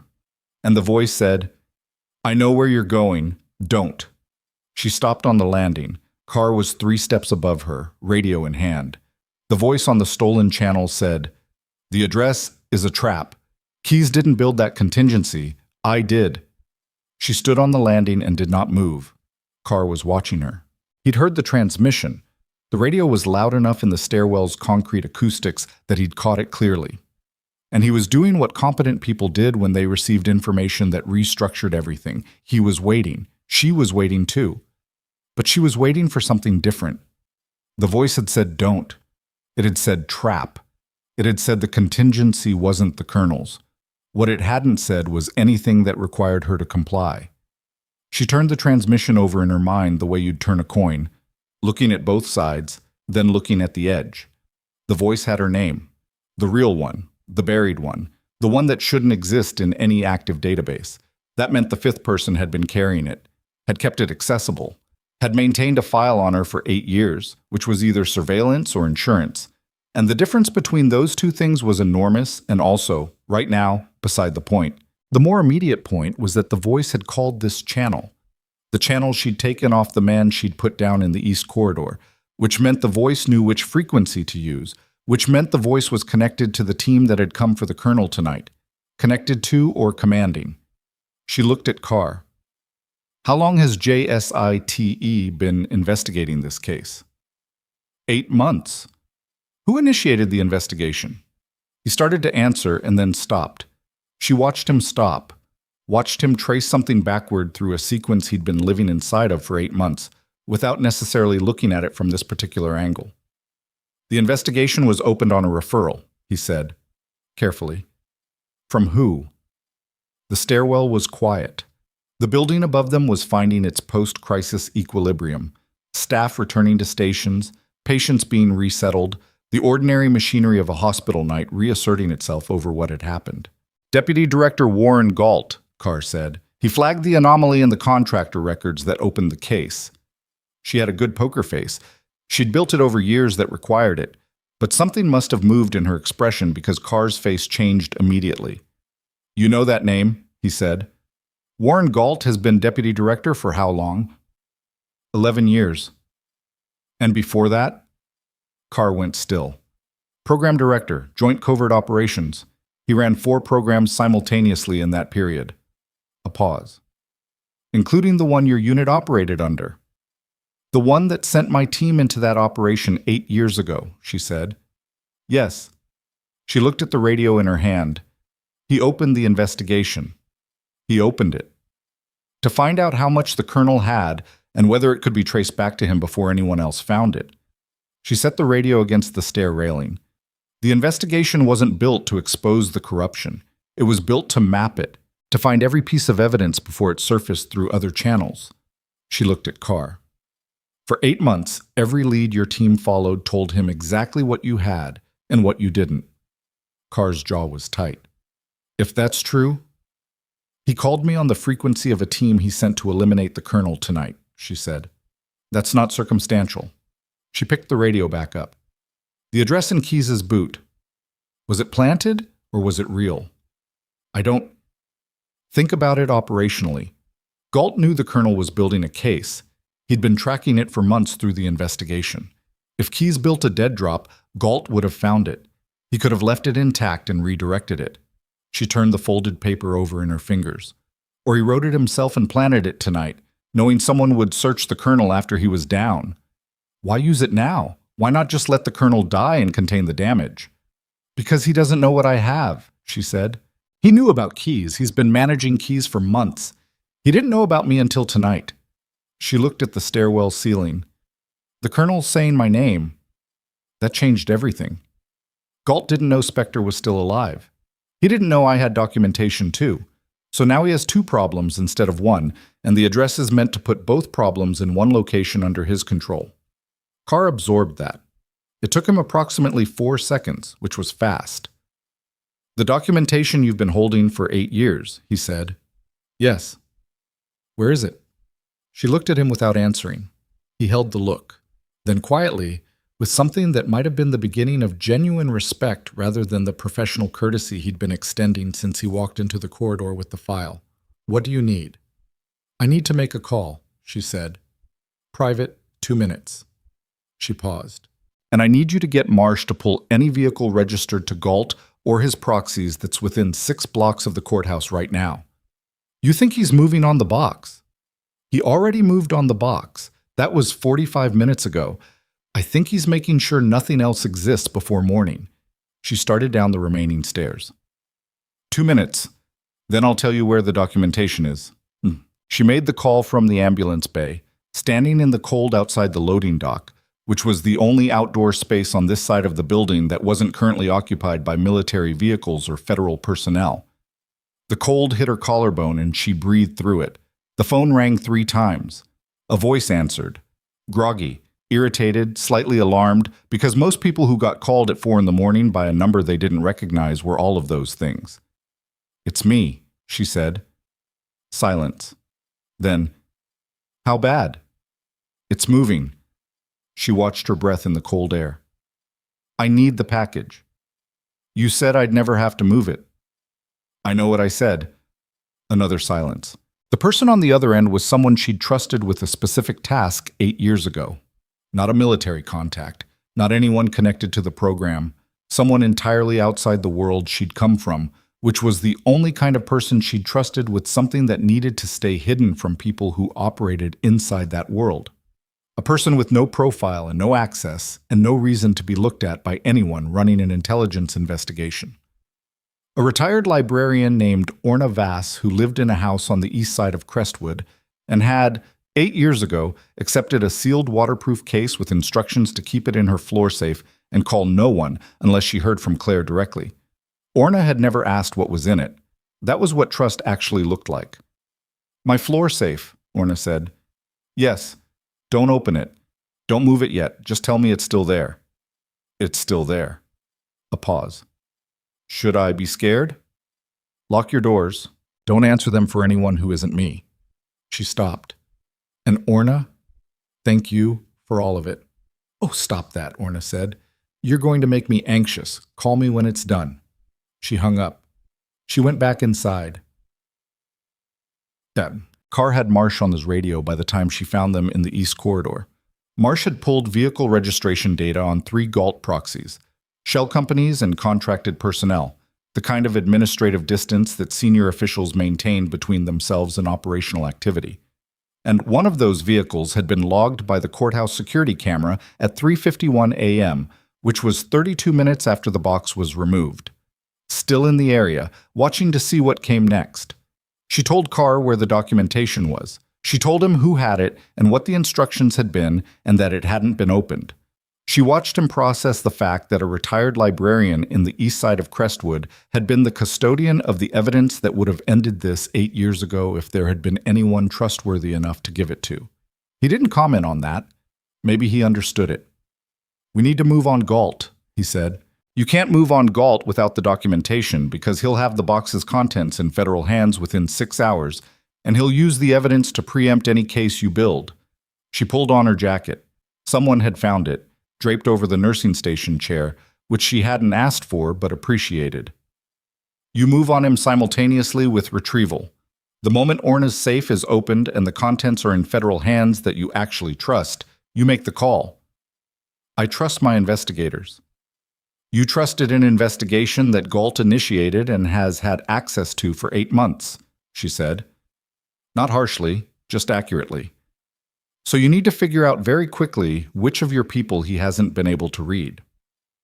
Carr looked like someone working through a genuine crisis of operational confidence, which was uncomfortable to watch because he was clearly someone who'd spent a long time being certain about the reliability of his apparatus. That certainty was reforming in real time, and it wasn't a clean process. "There's an investigator," he said finally. "Lena Sorrell. She came in 4 months ago on a lateral from DOJ prosecution. Galt didn't hire her and didn't read her in on the source material. She's been running the financial trace independently." He paused. "She's the one who flagged the 5th name 2 weeks ago. We haven't confirmed it yet, but her analysis pointed directly at the program director level." "That's Galt." "Her data suggests it, yes." "Get her on the phone," Claire said. "Not through JSITE channels. Her personal cell if you have it." He had it. He stepped away to make the call.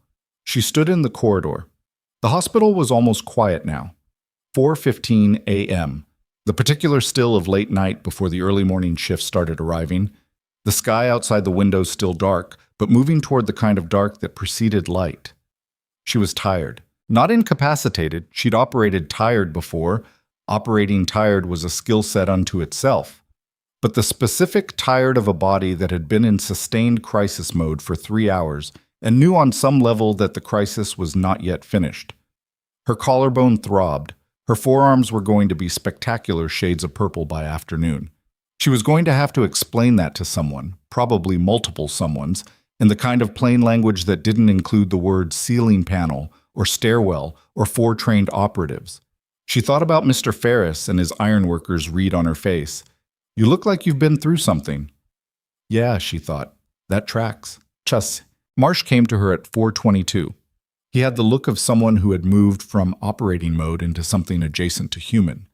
The kind of slightly unguarded state that arrived when the immediate threat had receded enough for the body to acknowledge it had been running on fumes. He leaned against the corridor wall beside her. Not tactical, just tired. "Sorrell's coming in," he said.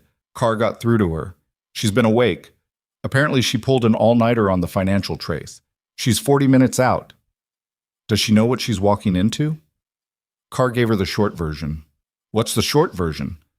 "That the person who opened the investigation is the person the investigation is about." She looked at the window at the end of the corridor. The sky wasn't lighter yet, but it would be soon. "How's Keys?" "Surgical team says he's going to make it. The femoral repair held. He's going to be in recovery for a long time, but he's going to make it." Marsh paused. "You saved his life tonight, twice, technically." "He made it to this hospital," she said. "That saved his life. I just kept him alive long enough to get upstairs." "That's not a small thing." She didn't respond to that. They stood in the corridor for a moment in the specific silence of people who have been through something together that they don't have language for yet. "I need a car," she said. "I'll take you." "You'll let me take your car," she said. "You need to stay here. Keys wakes up. He's going to need someone in the room he recognizes." She looked at him. "And when Sorrell arrives, Carr is going to need someone operational who he can trust to run logistics. That's you." Marsh looked at her for a moment. Then he reached into his jacket and handed her a set of keys. "Black Suburban. West Lot." He paused. "It has a weapon in the glove box." "I know," she said. "I saw it when you moved the vehicle earlier." He looked at her sideways. "Did you also count the rounds?"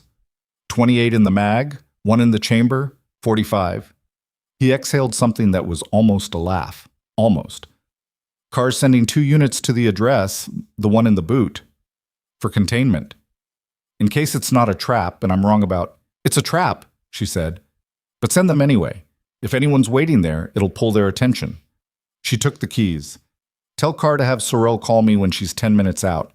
He has my number." "Does he?" She was already walking. Hasib. The east side of Crestwood at 4:30 in the morning was empty in the specific way of a city that hadn't fully decided to be awake yet. Traffic lights cycling through their sequences for no cars, convenience stores lit from inside with that yellow-white wash, the occasional truck moving through an intersection at a pace that suggested no particular urgency. She drove with the particular attention of someone tracking not just the road, but the road's context. Vehicles that appeared twice, lights in configurations that didn't match normal residential patterns, the small anomalies that meant someone was doing what she was doing, but in opposition. She saw nothing. That was either good or it meant she was missing something, and she took the last 6 blocks to Orna's street in a wider route than necessary, looping the block once before parking 2 houses down with the lights off. Orna's house was a narrow 2-story with a covered porch and window boxes that were empty this time of year, but that she'd kept full of geraniums in the summer, which Claire knew because she'd driven past it twice in 3 years. Not stopping, just checking, just making sure the house was still there and the lights still went on in the evening. The lights were on now. All of them, including the porch light that Orna had switched on when Claire called. No vehicles she didn't recognize, no lights in adjacent properties that were out of pattern, no idle engines. She got out of the Suburban, crossed the 2 houses worth of sidewalk in the cold, and went up the porch steps and knocked twice. Orna opened the door before the second knock finished. She was in her late 60s with white hair and reading glasses pushed up on her forehead and the look of someone who had made tea and was functioning primarily on indignation at the hour. "You look terrible," Orna said. "Thank you." "Come in before you freeze." She stepped back. "I made tea. Don't argue with me about the tea." Well, the case was in the floor safe behind the bookshelf in Orna's study, exactly where it had been for 8 years. It was a gray waterproof hard case, the kind used for sensitive equipment in field conditions, latched and sealed and slightly dusty in the way of something stored carefully and not touched. Claire opened it with a combination she hadn't dialed in 8 years and found that her hands remembered it without consultation. Inside, 2 layers. The top layer was a sealed document sleeve, printed records, signed certifications, operational logs with timestamps and coordinates, the kind of documentation that couldn't be recreated because it had been generated in real time by systems that no longer existed in their original form. Underneath that, a secondary drive, different from the one the Colonel had been carrying, formatted to a different encryption standard entirely, using a key that existed in no database anywhere because she had generated it herself and stored it only in her own memory. She had never told anyone this backup existed. Not Marsh, not Carr, not Keyes, not the person who had just spent 8 years trying to ensure that the evidence from that operation stayed buried.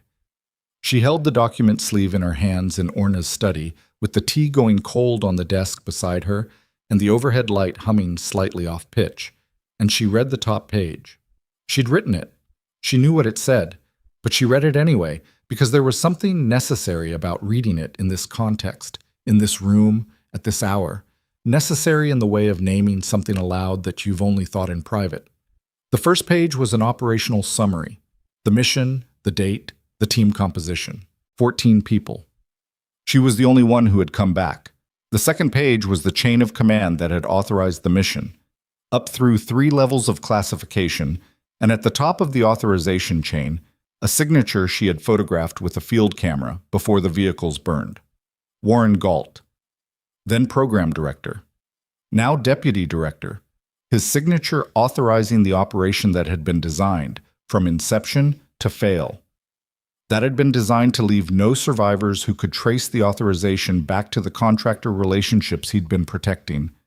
The ones that had made him rich and had cost 14 people their lives. She closed the sleeve. Her phone rang. An unknown number. But she knew. She answered. "You didn't go to the address," Galt said. She said nothing. "That tells me you're smarter than I was hoping."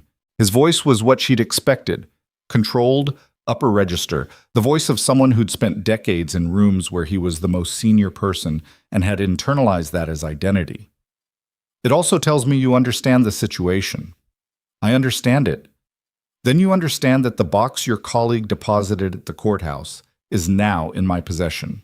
The physical key, the encrypted drive, everything Keyes spent 6 months building." A pause. "Whatever you have, and I don't know exactly what you have, which is the honest truth, it's not sufficient on its own. Keyes's documentation and yours together would have been sufficient. Separately, in the current evidentiary environment, with the right people in the right positions, it can be managed." "Is that what you called to tell me?" "I called to tell you that what happened tonight doesn't have to define what happens tomorrow." His tone shifted slightly, not softer, but more deliberate. "You've been living as a nurse in Crestwood for 3 years. You've built something functional. I don't need to destroy that. I need the documentation you're holding, and I need your agreement that Spectre remains dead." She looked at the hard case on Orna's desk. "You had 14 people killed," she said. It was the first time she'd said it out loud to the person responsible. She'd expected it to feel larger than it did. Instead, it felt the way very heavy things felt when you finally put them down. Not light, just settled. Not as collateral, not as an acceptable operational loss. You designed it that way. You wrote the authorization knowing none of them were coming back. Silence on the line. "I want you to say that to me," she said. "Not a negotiation, not a management of outcomes. Say it. Claire, say what you did." A long pause. "The program had parameters," he said. "The exposure risk. Say it plainly." Another pause. When he spoke again, the control in his voice had changed texture. Not broken, but strained at an edge that he hadn't expected to reach. The mission was sanctioned at a level that required containment. "Those were people," she said, "with names. I'm going to say them to you." And she did, all 13, in the order they died. She didn't rush it, and she didn't break. She'd said them to herself, in the dark, more times than she could count, and she said them now to the man who had authorized their deaths, standing in a librarian's study at 4:40 in the morning, When she finished, the line was quiet for a long time. "What do you want?" he said finally. His voice had lost something. "I want what I've always wanted," she said. "I want it on record. I want it provable. I want the families to know." She looked at the hard case. "I'm going to send you something, a file. It's going to arrive on your secure government terminal in approximately 90 seconds, because I set it to send from a remote server when I dialed this call." She paused. "It's everything I have. Every document, every log, every photograph, formatted and indexed and already encrypted under a federal evidence protocol."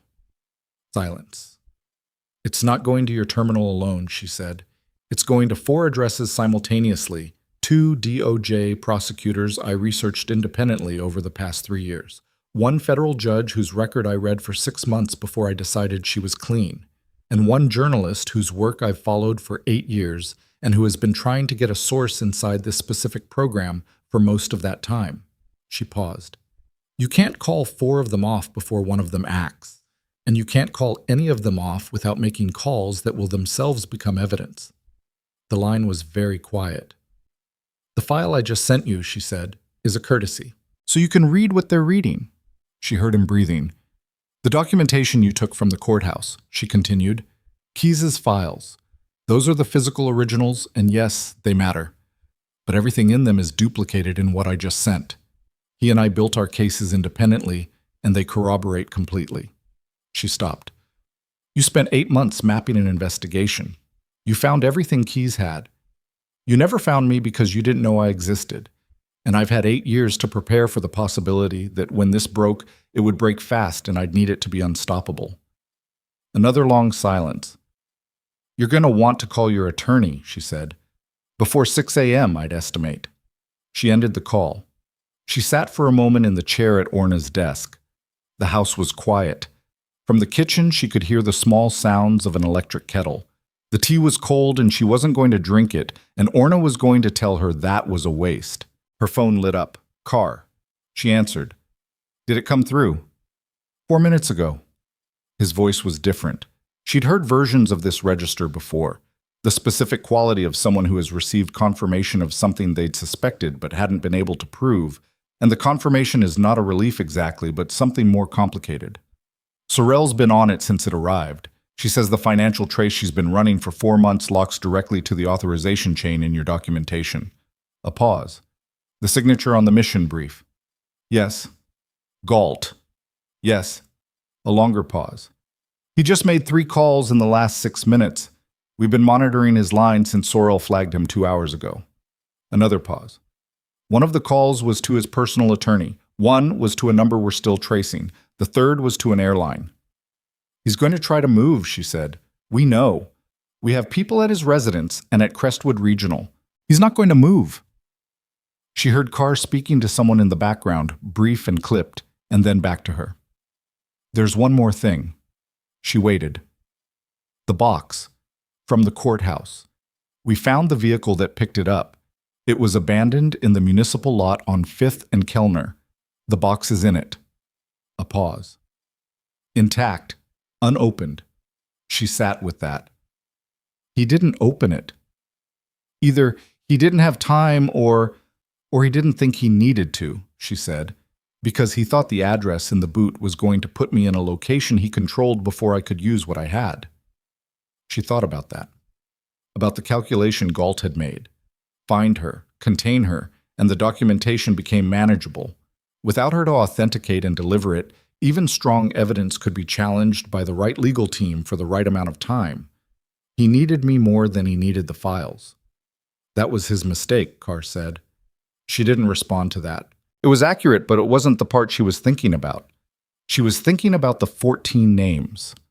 About the calculation Galt had made 8 years ago that they were a manageable cost. About the calculation he'd made tonight that she was a manageable problem. She'd spent 8 years being the problem he didn't know existed. "The journalist," she said, "the one I sent the files to. Her name is Wren Castle. She's at the Crestwood Courier. She's been running a series on military contractor accountability for 2 years. She's going to want to talk to me." "That's your choice to make." "I know." She stood. "Get someone to Ornavass's house, East Side. I'll send you the address. I want the hard case transferred to federal evidence under Sorrell's direct custody, not JSITE's general intake. Sorrell specifically. Understood. And Carr. She paused. Galt made a second call, the one you haven't traced. Find it. We're on it. She hung up. She took the hard case from the desk, carried it to the hallway where Orna was waiting with a second cup of tea and the expression of someone who had been patient for 8 years and was going to continue being patient for exactly as long as was necessary, and not a moment longer. Is it over? Orna asked. Claire looked at the hard case, at the front door, at the cold blue dark of the window beside it that was beginning, almost imperceptibly, to shift toward gray. Getting there, she said. Orna pressed the tea into her free hand. Drink it. You can save the world in 5 minutes. Claire drank the tea. It was too hot and slightly too strong, and it was the best thing she'd tasted all night. She was handing the cup back when her phone buzzed. Not a call. A text, from a number she didn't recognize, containing 4 words. She read them. Her hand stopped moving. The text said, "The Colonel is awake." That was not the problem. The problem was the second line. He's asking for Galt. She read the text twice, not because she didn't understand it, because she needed the 2 seconds to separate what it probably meant from what it could mean, and those were very different things. He's asking for Galt had 2 explanations. The first was that he didn't know, that he'd woken up disoriented in a hospital bed with fragmented context and was asking for the most senior figure in his operational chain, the way anyone might ask for their commanding officer when they came out of sedation not knowing how the night had ended. The second was that he knew exactly how the night had ended and was asking for Galt because he had something specific to say to him. She was moving before she'd fully decided which one it was. She set the hard case by the door, told Orna to lock up after the federal agents arrived, and got back in the Suburban. She drove back to Harlow General at a pace that was not technically legal and that she would sort out later. Watts. Marsh was at the door of the recovery suite when she came through the 3rd-floor stairwell. He looked at her with the expression of someone who had been managing a developing situation for the past 12 minutes and was relieved to hand part of it off. He's lucid, Marsh said. More than you'd expect. Surgical team says the adrenaline response is probably keeping him sharper than he should be, and they're not happy about it, but he's refusing additional sedation. Is he asking for Galt because he doesn't know? Marsh looked at her. He knows, he said. He was briefed 6 minutes ago. Carr did it himself. A pause.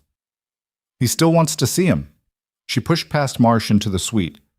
Aaron Keyes was not what she'd expected, which was a thought she recognized as irrational the moment she had it, because she had no basis for expectation. He'd been unconscious and hemorrhaging when she'd first seen him, and a face in shock looked like nothing in particular. He was somewhere around 40, lean in the way of people who'd stayed operational into middle age without letting the body go administrative. The color hadn't come fully back to him. He was pale in the way of significant blood loss, and the monitors tracking his pressure and rate showed numbers that were acceptable but not comfortable. He had a drainage line on his left side and an IV in each arm, and he was sitting up at an angle that the surgical team had probably argued with him about. He looked at her when she came in. He said, "You're shorter than I thought you'd be." She stopped beside the bed. You thought about it. Keyes thought about a lot of things in 6 months of hiding. He shifted slightly, and she saw the wince that he controlled before it became visible. Not fully controlled. The Colonel said Keyes, by the way. 3rd person. It's a dissociation habit. Comes and goes. He looked at her steadily. You got the files out. Temporarily. Galt moved on the box. But you sent the package. Yes. He exhaled. It was a long exhale, the kind that carried more than breath. When I found out you were alive 3 months ago, a database anomaly, a name that shouldn't have been active, I didn't tell anyone, because the moment I told anyone, it became a variable I couldn't control. He looked at the window. The sky outside was moving toward gray now, genuinely. The kind of gray that preceded light rather than the flat dark that preceded gray. I built the boot contingency for me, in case they got to me before I got to you. He paused. I didn't build the address in it. I didn't write that. I know, she said. Galt did. Keyes looked at her. Then I want to be the one who tells him. Tells him what? That it didn't work. He said it with a flatness that was almost entirely empty of satisfaction, which surprised her and then didn't. I've been building this case for 2 years. Not 8 months, 2 years. J-Site only knows about 8 months of it. The first 16 months, I was running it alone, feeding them just enough to open the formal investigation so there'd be an institutional record. He looked at his hands. I wanted him to know that it was never going to work, that the architecture he built, the investigation he opened, the evidence he mapped, none of it was ever going to be sufficient to stop what was already in motion. He paused. I want to say it to his face. She stood beside the bed and looked at him and thought about what that was. It wasn't operational. It wasn't strategic. It was something older than either of those things.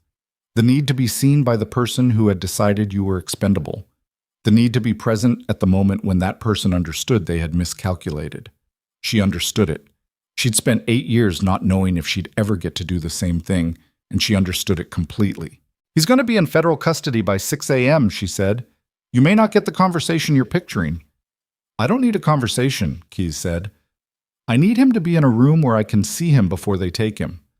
He looked at her. Can you do that? She thought about it. I can ask Carr.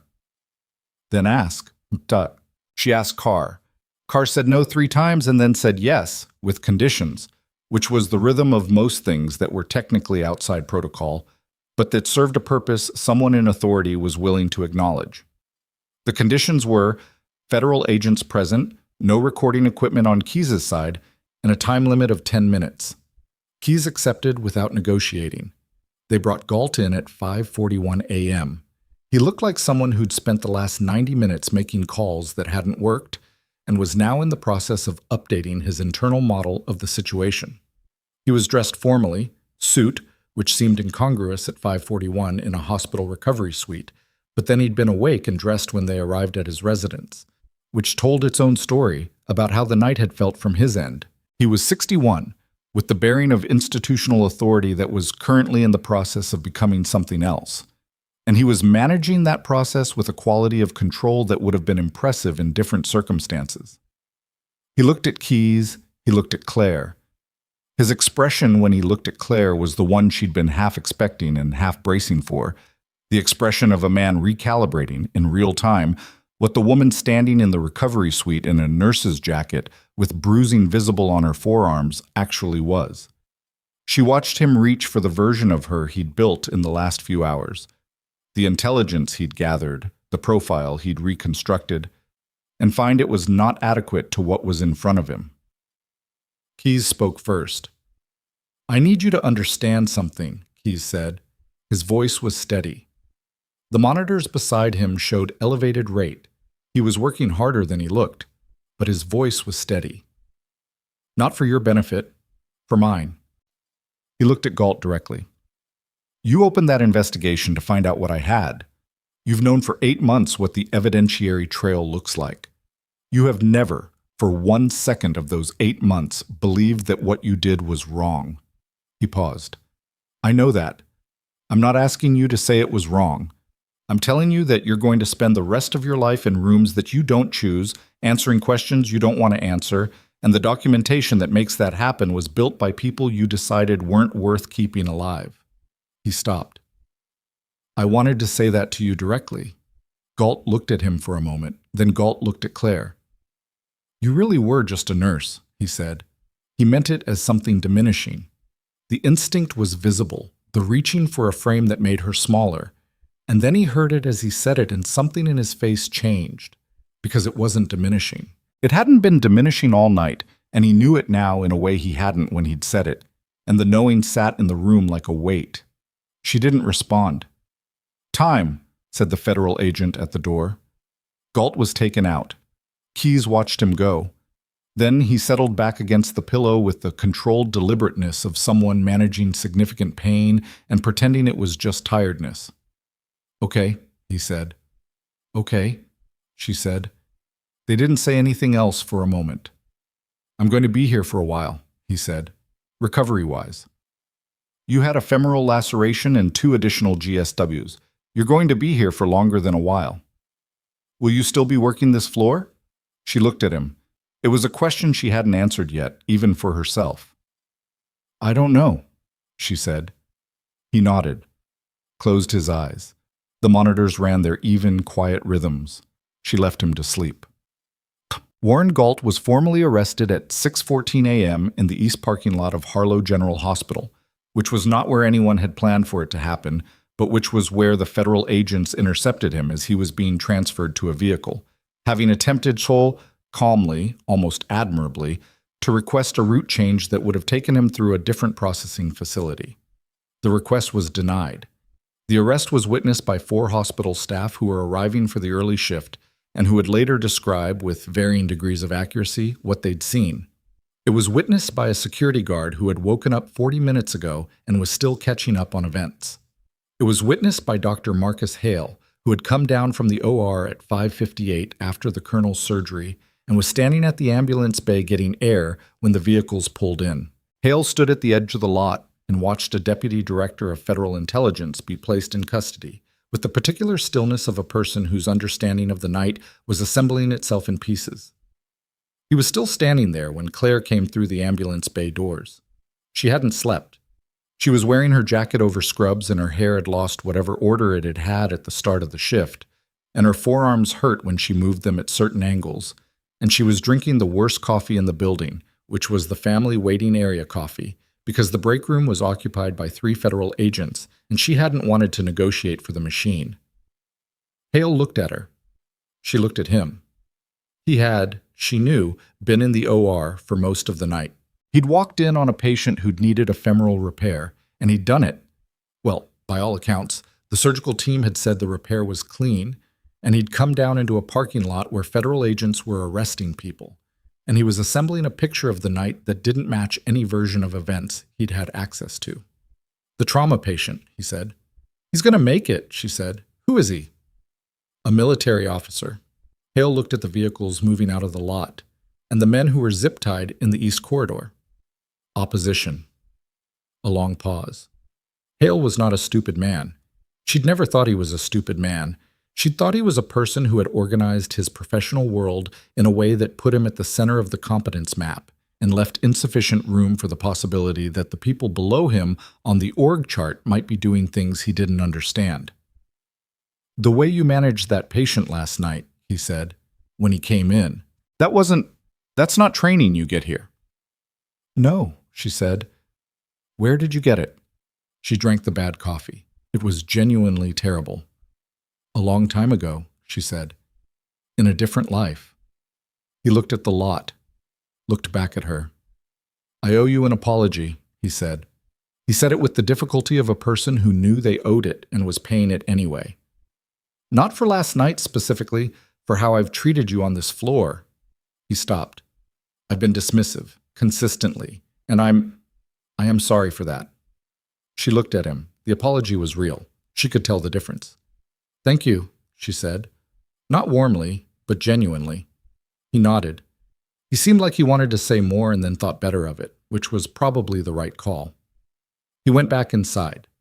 She stood in the parking lot and finished the coffee and watched the sky continue its shift from gray to something lighter. The stories broke at 7:22 a.m. Wren Castle, at the Crestwood Courier, was the first because she'd been awake when the files arrived and she had 4 years of sourcing and context to drop them into immediately. Her piece went up online at 7:22 with the full documentation attached and a header that was not dramatic. It was, in fact, deliberately understated, which was the choice of someone who understood that the material was dramatic enough on its own. Federal official arrested in connection with sanctioned military operation resulting in 14 deaths. By 7:40, 3 national outlets had picked it up. By 8:15, there were cameras outside Harlow General, outside the federal building across town, and outside the residence of 2 additional officials whose names appeared in the documentation as secondary authorizers.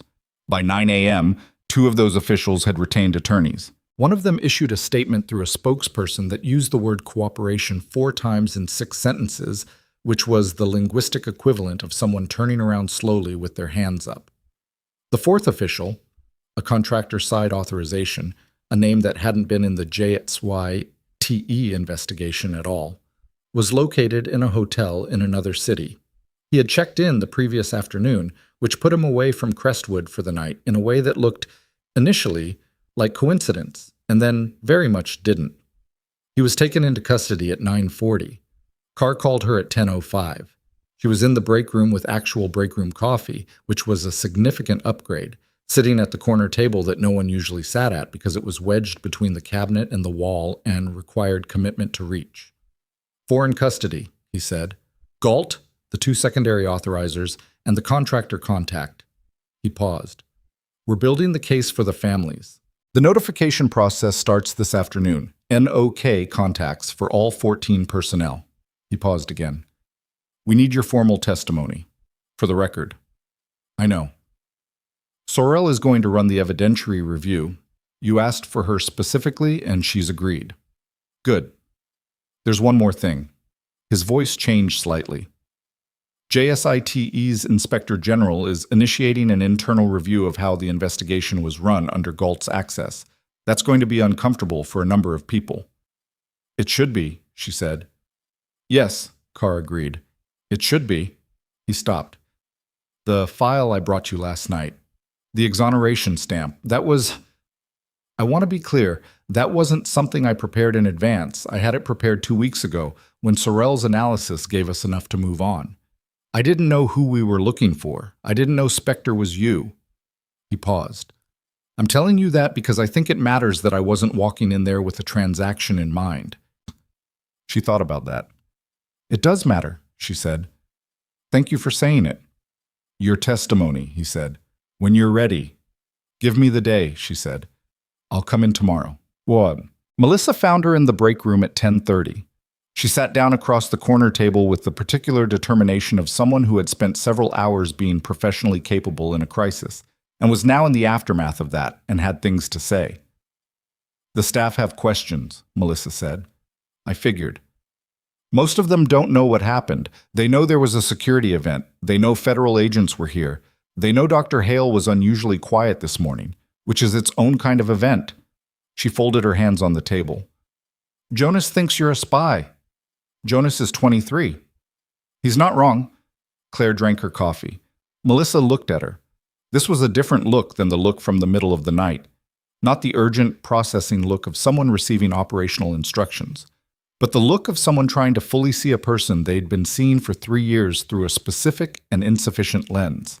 How long have you been what you are? 12 years, roughly. The first 8 were active. The last 4... She stopped. The last 4 were me trying to be something else. Were you? Something else. She thought about Mr. Ferris asking if she'd be coming back. She thought about Orna's tea and the geraniums in the window boxes, and the IV cart that she restocked before anyone noticed it was low. Mostly, she said. Melissa was quiet for a moment. You saved everyone in this building last night. We had a good evacuation. Claire. Melissa's voice had the quiet weight of someone who didn't use people's first names carelessly. I've been a nurse for 22 years. I have worked with a lot of people who were very good at their jobs. What you did last night... She stopped. Reconsidered. I don't have a frame for it. I'm not going to pretend I do. But I know that this floor runs better because you're on it. That's separate from everything else. That's just true. Claire looked at her hands. The bruising was visible now, deep purple along both inner forearms, a spreading yellow-green at the collarbone edge. She'd taped the collarbone that morning with athletic tape from the supply room, which wasn't ideal but was functional. Thank you, she said. It came out more simply than she intended. Sometimes the simple version was the right version. Melissa stood. There are 3 patients who have been asking for you specifically this morning. I told them you were on a delayed arrival. She paused. If you're staying... I'm staying, Claire said. She gave her formal testimony the next morning. It took 4 hours and 20 minutes. Lena Sorrell ran it with the thorough, unhurried precision of a prosecutor who understood that the completeness of the record mattered more than the efficiency of the session. Claire answered everything. She answered things she'd never said to anyone, in rooms she'd never been in, using her real name, her full name on the record, in the building, in the official transcript. Saying it out loud the first time was strange in the way of a thing that has been unused for so long you've partly stopped believing it belongs to you. By the third time, it was just a name. The testimony covered the operation, the authorization chain, the decision to sacrifice the team, the field conditions that had allowed her to survive when the others hadn't, the evidence she'd collected from the burning vehicle, the 8 years of carrying it. It covered Orna Voss's floor safe and the encrypted drive and the decisions she'd made at every point about who to trust and when. Sorrel didn't ask those questions with the air of someone judging the decisions. She asked them with the air of someone building a record that would hold. When it was done, Sorrel set down her pen and looked at her directly, which was the first time she'd done that in 4 hours. She'd been looking at the documentation, the screen, the notes. Looking at Claire now felt like a different conversation. "I want to tell you something off the record," Sorrel said. "Okay. I've been in federal prosecution for 16 years. I have worked cases that involved institutional cover-up, and I have sat across from people who did what Galt did, and I have watched those cases take years, and I have watched families wait." She paused. "The reason this one is going to hold, the reason the documentation is irrefutable, the reason Galt's legal team has been quiet since this morning, is because of how you maintained that evidence.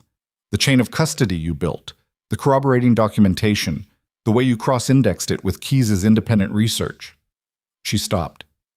"You built this case over 8 years, alone, with no institutional support, while working a night shift in an ER. That's what I wanted to say." Claire sat with that. She didn't deflect it. She didn't minimize it. She let it sit in the room and took it in the way it was offered, which was honestly, and which was something she'd had trouble doing for a long time. "The families," Claire said. "How long until—" "The notification process started yesterday afternoon. The legal proceedings for the families, wrongful death, compensation through the military survivor process, Sorrel's team is going to expedite." She paused. "It's not fast. The legal process isn't fast, but it's moving, and it's moving because the documentation is clean." "I know it's not fast," Claire said. "Tell them it's moving. Tell them why. They deserve to know the specifics, not just the reassurance." "We will." She stood, gathered her jacket. The bruising on her forearms had deepened overnight to the full dark purple of a significant impact, and she'd been getting looks all morning from people who were too professional to ask and too human to fully not react. At the door, she stopped. "Sorrel." She turned. The second official, the one who issued the statement with the word cooperation in it 4 times. "Hargrove. Make sure he doesn't negotiate down to something that removes his name from the public record." Sorrel's expression was neutral in a specific way. "I don't make plea deals that serve the person over the accountability." "Good," Claire said. "I didn't think you did. I wanted to say it anyway." She was back at Harlow General at 2 p.m. Not because her shift started at 2. It started at 7. She was there at 2 because Keyes had sent a message through Marsh asking if she'd come up. He was better than yesterday. The color had come back unevenly, the way it did after significant blood loss. Patchy, like the body was resupplying in order of priority. He was still on the drainage line, still monitored, but the numbers were moving in the right direction, and the surgical team had been in that morning and used the word encouraging without the qualifications that usually followed it in cases like his. He'd been watching the news. She could tell because the TV in the corner was on but muted, and the news ticker at the bottom was running the story that had been running since morning. 4 in custody, he said. Hargrove is cooperating, which I predicted. Sorrel's managing it. I know, Carr briefed me. He looked at her. They're offering me a debrief role, consulting position, help rebuild the oversight structure for the program. He paused. I told them I'd think about it.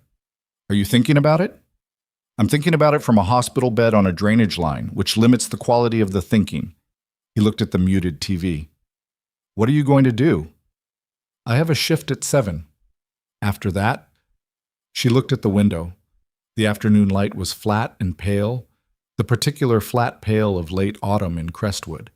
And it was not beautiful exactly, but it was specific and it was here, and she'd spent 3 years learning the particular quality of the light in this city. There's a conversation I need to have with someone, she said, about whether my role here changes or whether it stays the same or something in between. She paused. I haven't decided which I want. You could go back, he said. Not as a suggestion, just as an acknowledgement that it existed as an option. I know. Would you? She thought about it seriously, which it deserved. Going back meant the work that had been her work, the work she'd been built for and had spent 8 years not doing. It meant the thing she was, the skill set that had come back in a hospital corridor at 1 a.m., like a language you'd stopped speaking that turned out to live in your hands rather than your memory. It meant not being the quiet nurse in Bay 4, not being forgettable. But she'd also spent 3 years watching Mr. Ferris's labs come back and tracking Mrs. Osei's blood pressure and being the person who refilled the IV cart before anyone noticed. She'd spent 3 years knowing who was frightened and who was pretending not to be, and what it meant when someone's hands were doing something other than what they were supposed to be doing. She'd been watching people for 8 years in that capacity, watching them when they were at their most unguarded and most human, and she'd found, without expecting to, that it wasn't a diminishment of what she'd been before. It was a different kind of seeing. I don't know, she said honestly. Not yet. He nodded. That's a real answer. It's the only one I have. He settled back. He looked tired in the way of recovery, which was different from the tired of crisis. Slower, more surrendered to. The families, he said. The 14. The notification started yesterday. I know. He was quiet. I've been building this for 2 years. I've been thinking about the moment it resolved for 2 years. And now it's resolving and I'm... He stopped. I thought I'd feel different. You just came out of major surgery, she said. You're on pressors and a drain. Give yourself more than 36 hours. He made a sound that was almost a laugh. Is that the clinical assessment? That's the practical one. He closed his eyes. She moved to leave and he said without opening them, You know what you told the nursing director last night? About the reason everyone in the building was going home alive. She stopped. That was true, he said. In a very literal and specific way, that was completely true. He paused. I wanted to say it because I don't think anyone else in that building understood how true it was. She stood in the doorway of the recovery suite with the afternoon light coming through the window behind him and the monitors doing their quiet work and the hospital moving around them in its ordinary, necessary rhythms. Get some sleep, Colonel, she said. It's Keys, he said. Get some sleep, Keys. She went back downstairs. Her shift started at 7. At 6:40, she was at the nurse's station, pulling the handoff notes from the afternoon charge nurse, reading the update on the 3 patients who'd been asking for her. Mr. Ferris had eaten dinner. His daughter had come in at 4 and stayed 2 hours. The nursing note said he'd been less cantankerous than usual, which was either the visit or the medication adjustment, and either way was a good sign. She updated her chart access, set up her medication queue, found that the IV cart had been restocked, finally, by someone who'd done it correctly but not in the order she'd have chosen, and she spent 4 minutes reorganizing it in the way that made restocking efficient at the end of a shift, not the beginning. Jonas appeared at her elbow with the wide-eyed quality of someone who had been composing a question for approximately 24 hours. So, he said, Jonas? You're like... He stopped, reconsidered. Are you actually a nurse? I am actually a nurse. But you're also... I'm a nurse, she said, who used to be something else. She looked at him. He was 23 and earnest and had been working on his clinical confidence every day she'd watched him, visibly, the way people worked on things they cared about. And the nurse part is not the lesser part. Are we clear on that? He thought about it seriously. Yeah, he said. Okay, yeah.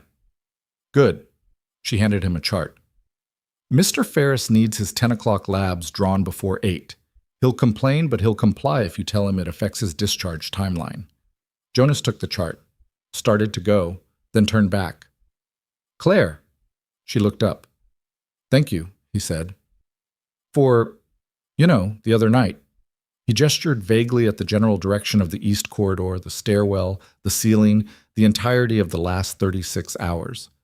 She looked at him, He meant it with the unpracticed sincerity of someone who hadn't yet learned to make gratitude sound less exposed, and there was something in that she found more valuable than a polished version would have been. "You did good too," she said. "In Bay 6, when you steadied yourself with the tray." He blinked. "I just opened a package." "Under pressure, on a critical patient, when your hands were shaking, you steadied yourself. That's not nothing." She turned back to the chart. "Go draw Mr. Ferris's labs." He went. She stood at the nurse's station and pulled up the queue for the evening, and the hospital moved around her in all its ordinary noise, monitors and footsteps, and someone's family in the waiting area asking for the third time how much longer. And she was part of it the way she'd been part of it for 3 years, in the same scrubs, at the same station, doing the same work. Except that 3 floors up, a military colonel was recovering from a surgery she'd enabled. And across the city, in federal holding, the man who had ordered 14 deaths was beginning the long process of answering for them. And somewhere in Crestwood, an investigator named Sorrell was building the case that would hold, the one that wouldn't negotiate down, the one that would put every name in the public record where they belonged.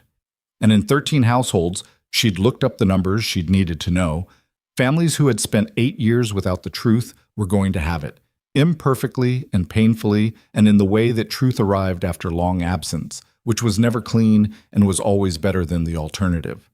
She was not done being what she was before. She was also not done being this. Both of those things were true in the same body at the same time, and she had spent 8 years treating them as mutually exclusive.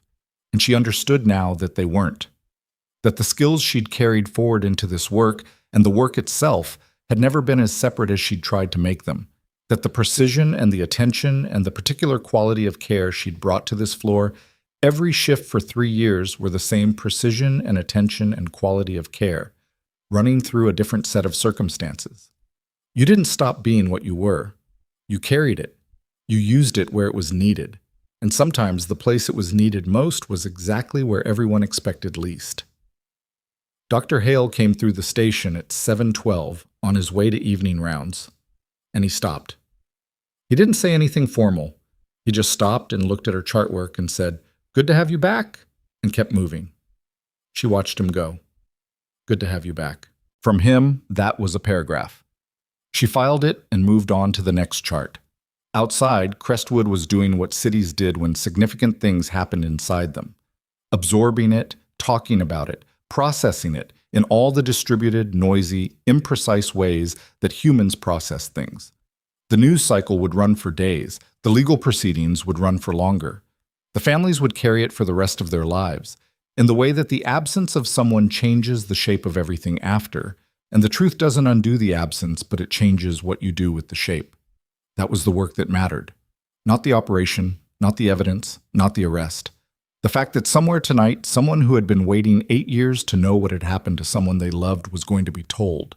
In imperfect language, by an imperfect process, but the truth of it intact. That was worth 8 years of IV carts. That was worth everything that had come before it, and everything that would come after. And she knew it the way she knew things she didn't need to examine, directly, fully, without qualification. She updated the chart. She went to check on her patients. She did her job. And the most powerful person in Harlow General that night was, as she had always been, the quiet one nobody had thought to look at twice.